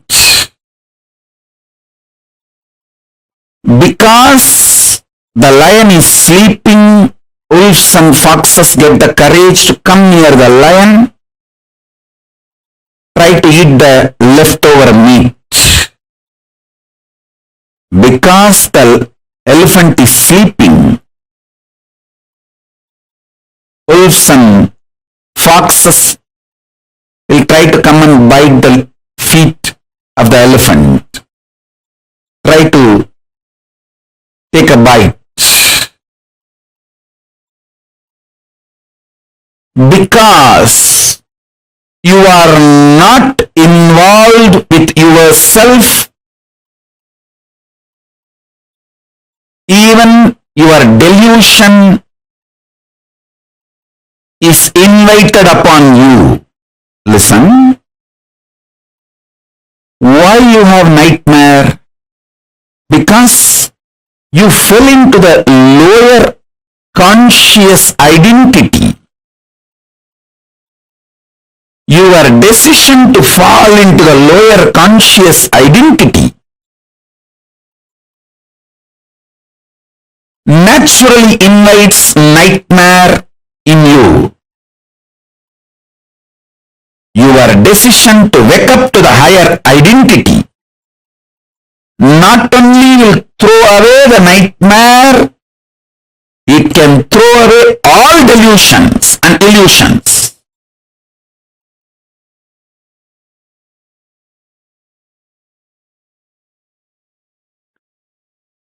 You get multiple types of emotions, almost all emotions every day.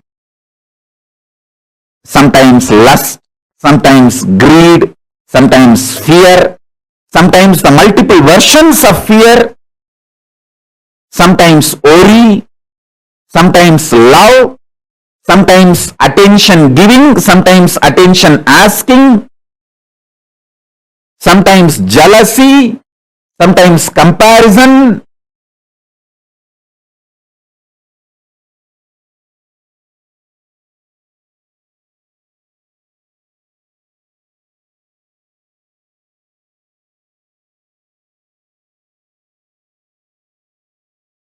Various emotions, sometimes the willpower, sometimes arrogance, sometimes frustration, different emotions I can describe. All kinds of emotions you get.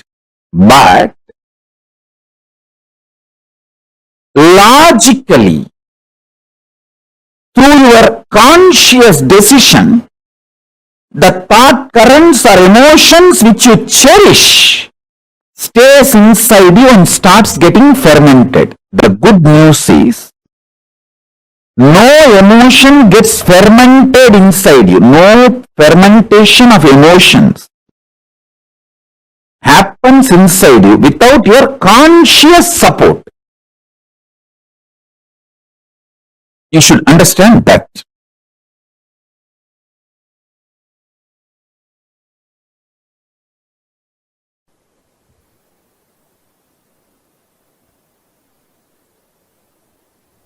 Due to the unconscious lifestyle, you collect many addictive patterns and empower them with your parasites. And those parasites nicely getting empowered, sitting inside you, literally not just ruin your life, ruin your life. Haritaki is the most beautiful way to get rid of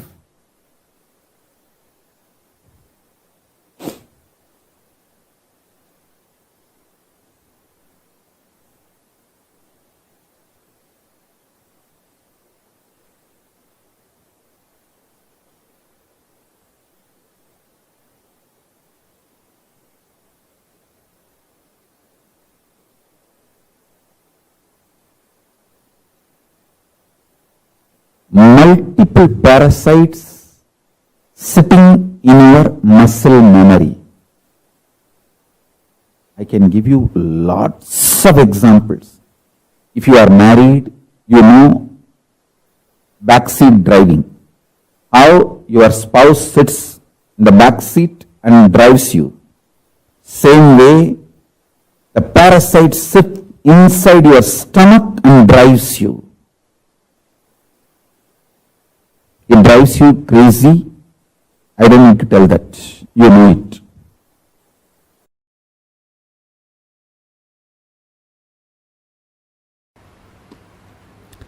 You are not negligible part of the existence.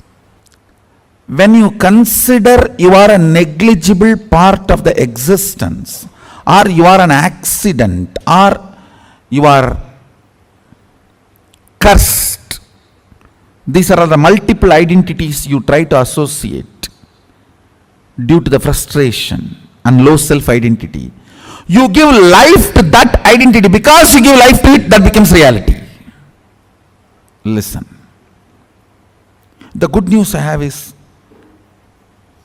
unconsciously, if you cherish even 10,000 years, you are a cursed being. Consciously, if you declare even once, you are a blessed being. The conscious declaration overpowers 10,000 unconscious cherished thought current, because even if 10,000 years a room is in darkness, one matchstick is enough to light it in 1 second. Listen. All powerlessness, all fear related thought currents, and all low self inner image you are cherishing, which puts you in powerless, is not clutched to consciousness. You need to understand that.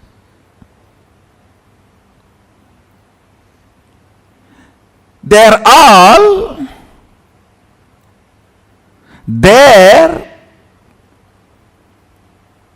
indirectly receiving or sucking the energy from consciousness, but they are not supported by consciousness. That is why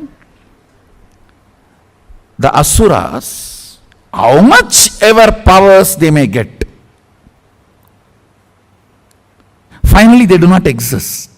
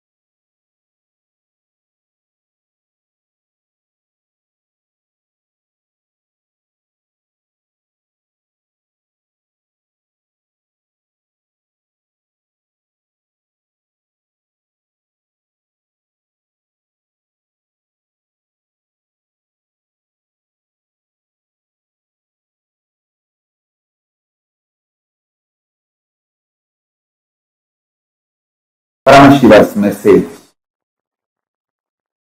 directly from KAILASA. Happiness is delusion. Bliss is real existence. Whoever asks you to pursue happiness is deluding you. Happiness is binary logic based. Today happiness is getting a car. Tomorrow happiness is getting a house. Day after tomorrow happiness is getting a wife. The next day you know what is happiness. Where you landed. Happiness is the word society, mass media cult, entertainment industry cult is using to exploit you and keep you in delusion continuously. Bliss is cosmological reality. Happiness is societal delusion. Understand? Bliss is when you know absolutely you are in tune with the whole existence. Even if you think you are not in tune and accept that as a reality, you will be in bliss. Bliss comes from powerful cognitions.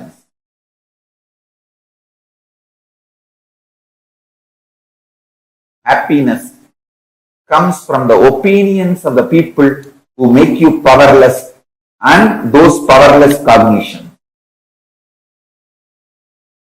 I tell you.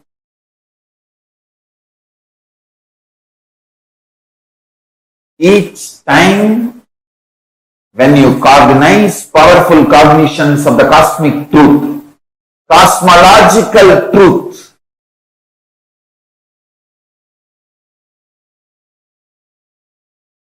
truths as per cosmic logic,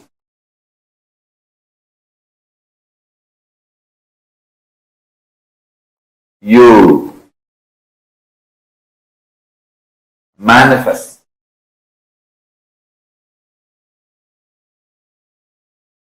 bliss.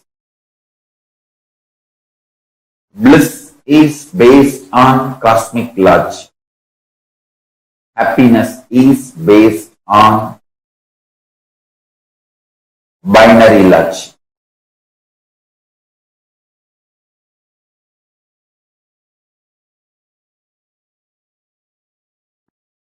Society keeps you deluded with the idea of happiness.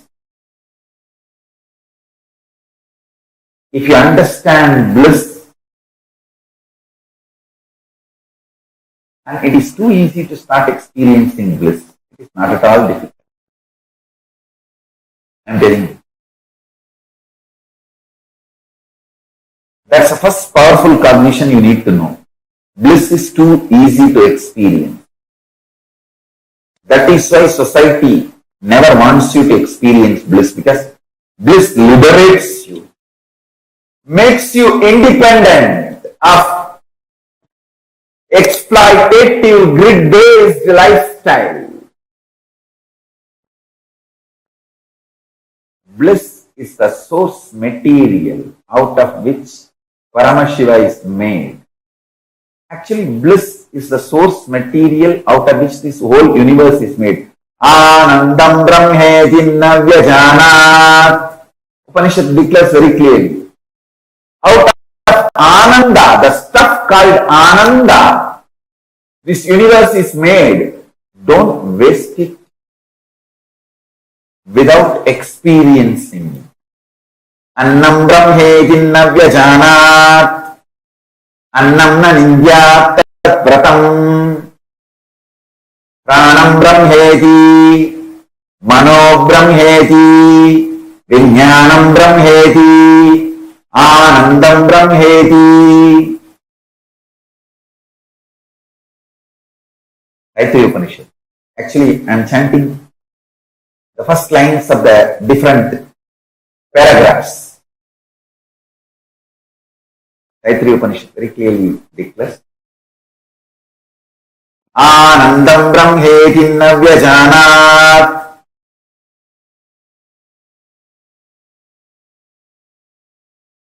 Understand? The whole universe is made of stuff called Ananda. It's made out of stuff called Ananda.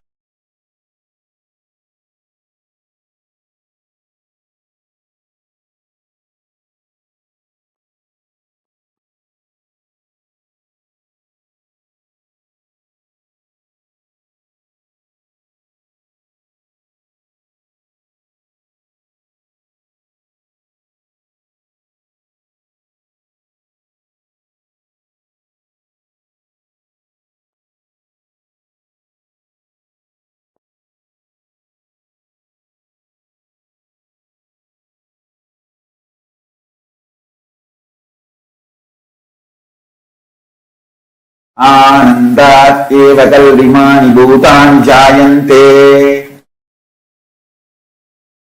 It is indeed from Ananda all the beings have happened.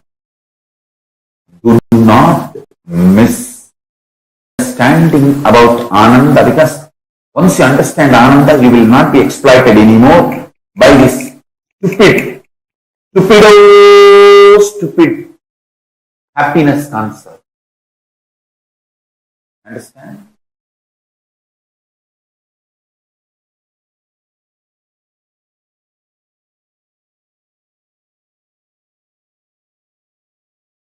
This happiness idea is inserted into you by the society or the mass media cult, entertainment industry cult, which wants to exploit you. They put the ideas like income, healthy life expectancy, social support, freedom, trust, all this. I tell you,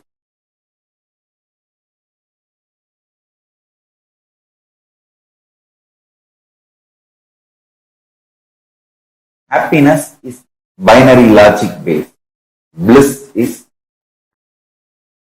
cosmic logic based. The experience of powerfulness, not feeling suffocated, experience of non-violence. A person who is fulfilled will never be violent. He will only feel like giving. How can I give more? How can I contribute more to everyone's life? Actually, when you are in bliss, the moment you wake up, whoever you see, you feel like hugging and blessing them.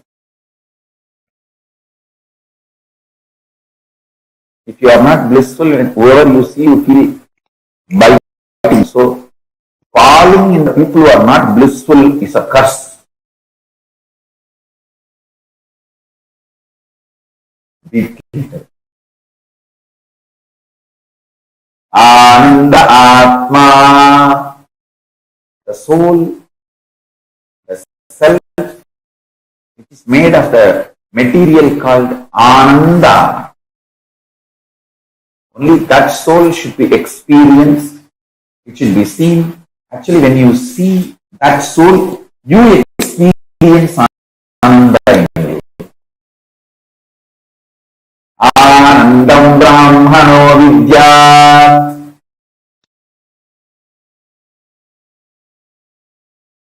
Bliss is the primary manifestation of Paramashivam. Anandam Brahmano Vidya.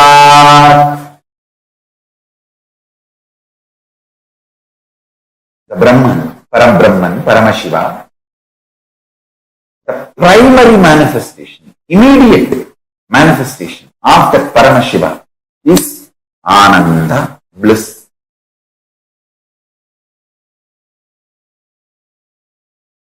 Understand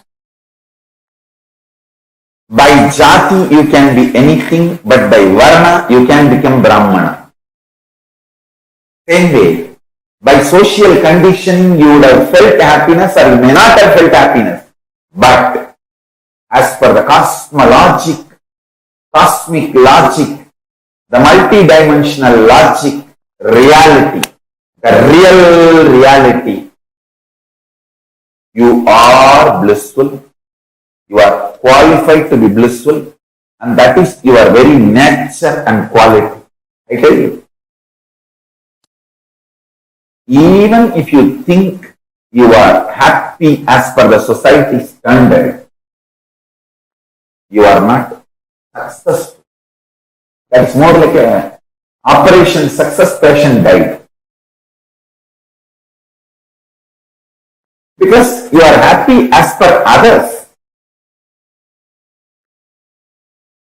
Even if you are happy as per yourself, it is not eternal or permanent.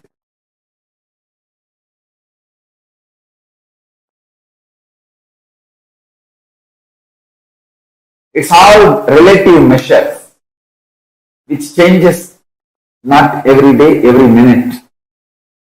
Not every day, but every minute. Anandam Brahme Divyajana. Ananda is the stuff out of which all of us are made. I tell you. Start eating Ananda. Start living in Ananda. Powerful cognitions about Ananda should be meditated and manifested.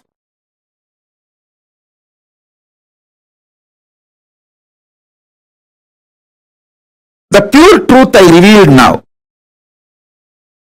Paramashiva made his own pure consciousness as the core recipe of life. Then he added other many things. But the core recipe of life is his own consciousness. This is a pure truth. Now the applied truth, listen to this very carefully. Listen to this very carefully. First, this is the greatest news, best news. Second, listen. Eternal bliss, Nithya Ananda, is one of the core, inherent, innate quality of Paramashiva's consciousness. Understand one thing? My inexhaustible activism comes from absolute fulfillment and bliss, not from any discontentment. See, discontented fellow will be active but cannot have a large vision which can go on expanding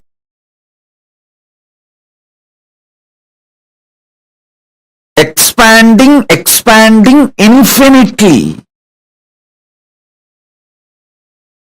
Listen to this truth. The vision I carry never tires me, frustrates me. It is like a huge energy, inspiration for intense activism and eternal bliss, the pure bliss. The eternal bliss, Nithya Ananda, is the first effect. The moment you cognize Paramashiva's consciousness is the recipe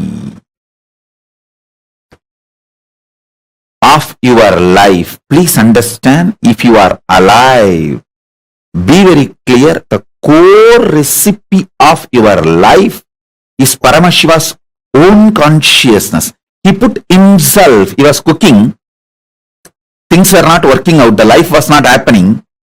He just took himself and put it. Immediately life happened. That's all. Visualize. He was cooking, trying to cook life.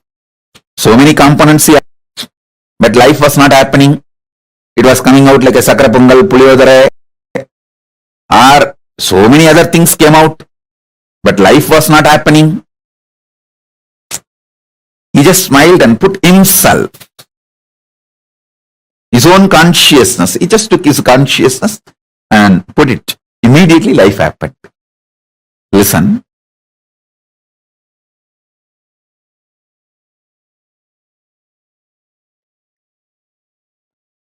First thing, this is the best news. Second, this means your core programming is such extreme,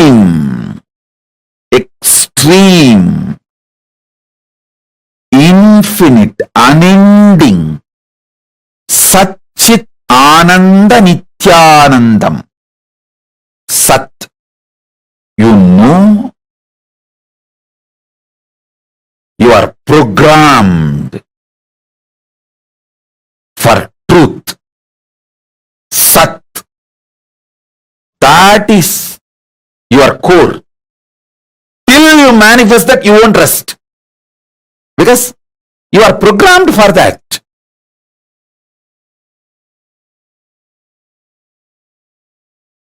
Chit, consciousness. By your very nature, you are aware you exist. Ananda, bliss, the infinite Ananda.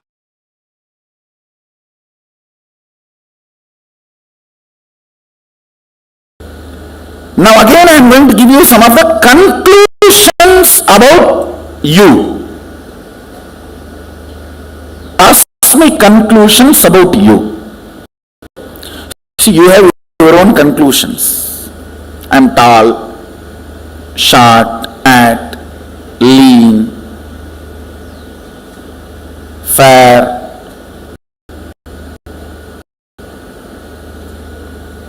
dark.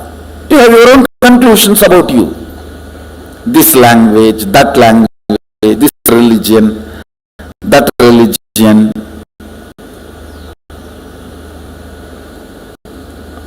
This country, that country. This nationality is the stupidity taught to human beings. No, really. It's a conspiracy by politicians.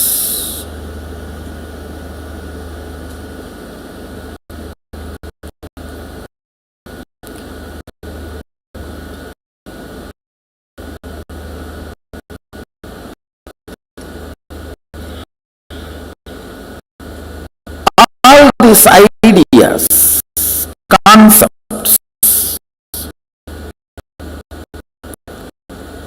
you have about you, but cosmos has some conclusions about you. The owner who made you has some conclusions about you, and he also is very clear why he made you. Let's try to put that software and see how we are functioning. That's all. The whole Atma Tattva is nothing but using the original owner's updated software to make the product function, and all it manifests. It's only your integrity to this conclusion is required, nothing else.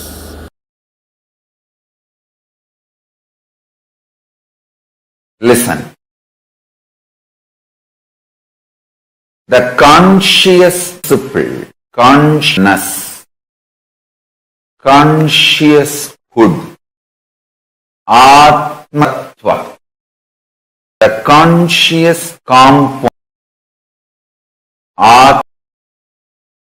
Tattva in you, in all of us, is not only beyond the Pancha Tattvas of Prithvi Tattva, Apu Tattva, Teyu Tattva, Vayu Tattva, Tattva means rush, water element, air element, space element, the element in you, consciousness in you, Atma Tattva in you, not only on all these five, this empowers all these five.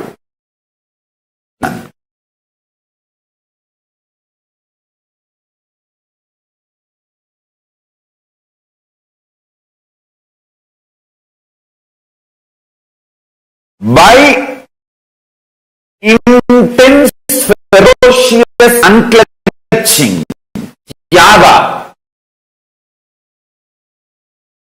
if you decide to remove the interferences and inferences,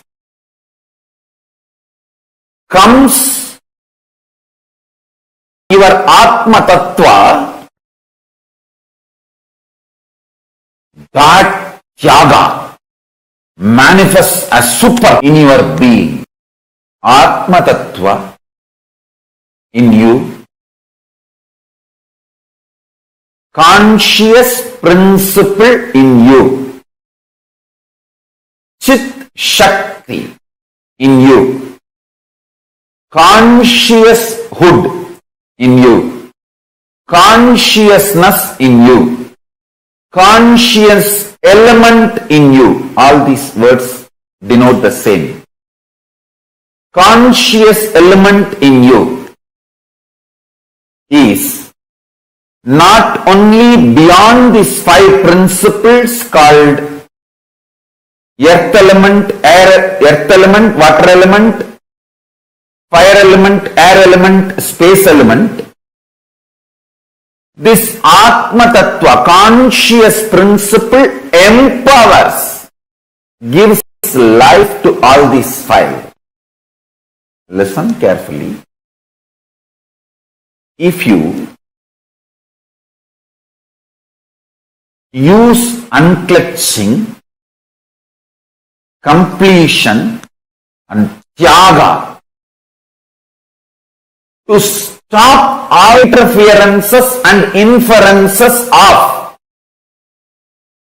earth, water, fire, air, space elements on your Atma Tattva, on your conscious principle,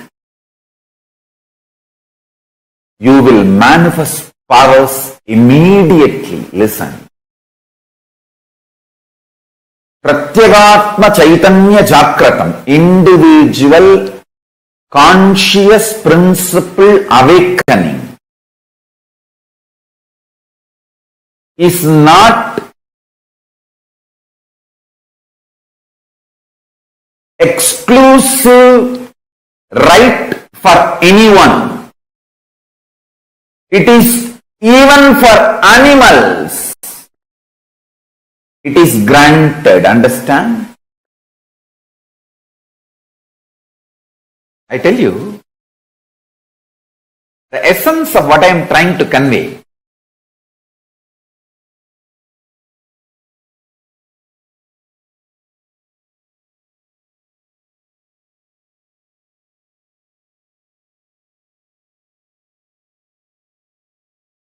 If you try to keep the powerful cognition, you are Atma. You are Atma Tattva. While you are eating, while you are sleeping, your body will not react like a normal human body. There will not be any body odor. There will not be any. The hangover of sleep, the effect of sleep on you.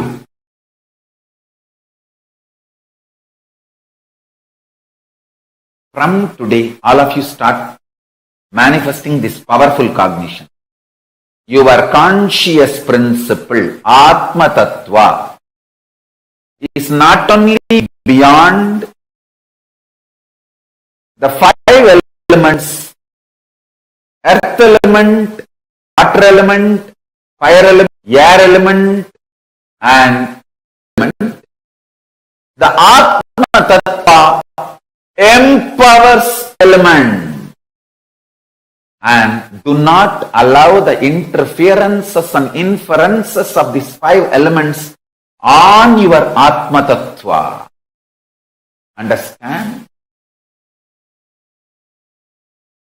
If you just awaken your Atma Tattva, that's all. Immediately, Parabrahma, Parandama, Parameshwara, Paramashiva, Parashakti, all will manifest in you. All of them are waiting to manifest in you. You just need to say yes.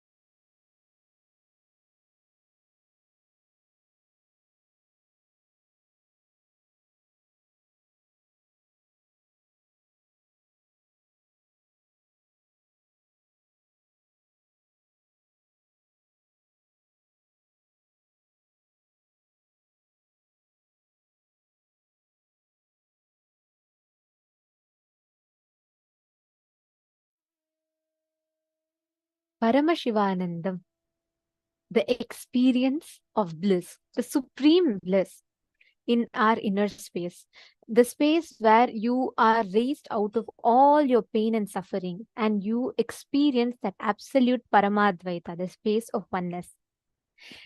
Today, all of us are going to be receiving this exact experience as an initiation in today's darshan of Ashwarudha Murti and Guru Murti forms of Paramashiva. How excited are all of you? Just very, very shortly, in less than 10 to 15 minutes, we're all going to be entering into the darshan. So how excited are you all for today's initiation? Today, we learned so many different aspects about what is pain, the 5 types of pain, and how pain and suffering is a delusion. And we learned about the Sahaja Samādhi, perpetual completion. And we all understood about the genesis of identity. What is completion? The science of completion, the power of reliving and relieving. And every one of us that are enjoying the sessions today, Yes, Ma Suzanne Davidson, that's right. Bringing on the bliss inside our inner space. All the cognitions that you learned from morning till now, right now, you're going to be making that as your experience. Initiation, darshan, is that moment where you experience this powerfulness, you experience the space of oneness as an experience in your inner space. You make all the powerful cognitions you learned as an experience inside of you. That is why darshan is where you come face to face with the avatar and he transmits his own inner space as an experience to you. Today, all of us are going to be receiving the darshan of Ashwarudha Murti and Guru Murti forms of Paramashiva. This whole Leela, as we were discussing in the morning, this Leela, the essence that Paramashiva gives in this whole Leela is how much he comes, what extent he goes, just to remove the pain or the suffering of his devotees. Whenever we just surrender, Paramashiva himself will take care. He himself will come. Like how every time, just once, even if it's a small, if it's just to get something that you want and you want to manifest the dish that you want, or if it is like, passing your most important exam, whenever you connect to Swamiji, each of you here are a testimony of how it just happens. Swamiji will manifest in some way or the other and make it happen. This is the initiation that all of us are going to be receiving today. How many of you have had this as an experience where something you wanted, or you were stuck in some situation, you are looking for some, like you're struggling in something and you're really looking for a solution, and you see that you just, the moment you connect to Swamiji, you pray to Swamiji, Swamiji appears for you, manifests for you, and does some miracle. And you know that it is Swamiji who's manifesting for you, and you know that he is there with you. And you are just melting in gratitude, with the tears of gratitude overflowing in your eyes, knowing very clearly that he is there continuously with you, manifesting for you. Take a moment. I request all of you, whoever have had such amazing experiences where some struggle, some problem you're stuck with, and Swamiji manifested for you to relieve you, liberate you from that pain, that suffering. I already see many of you giving wide smiles. Take a few minutes and please write it down and share that with us. Actually, there's a very beautiful verse, one of my most favorite verse that Adi Shankaracharya very beautifully sings it. He says, Shariram surupam tathava kalatram yasascharu chitram dhanam meru tulyam manaschena lagnam gurorangri padme tatakim tatakim tatakim tatakim. He tells you can have the best of the body, you can have the most beautiful spouse, you can have your wealth as enormous as Mount Meru. But if your mind is not surrendered at the feet of the Guru, of what use is all this? What use? What use? Such is the power of having the Guru in our lives. And imagine each of you sitting here today, all of us are having Paramashiva, an avatar as our Guru. Paramashiva himself, who has come down to lead us to the path of ultimate bliss and joy. Ma Jessica Martin is saying, today was really big for me. I went through this last time, but it really changed me this time. I'm looking at everything in my life differently now. That is the power of just Swamiji will tell, Swalpamapyasya dharmasya trayate mahator bhayat. Even a little bit of Swamiji's principles, when you apply it, just one aspect we all learned today, just this one completion science.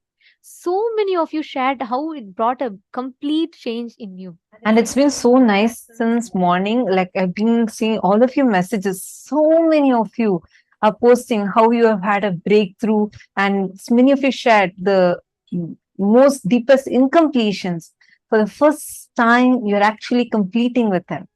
Understand, this breakthrough is happening to you because of the grace of Swamiji as Paramashiva. He's manifesting in all of our lives and showering us.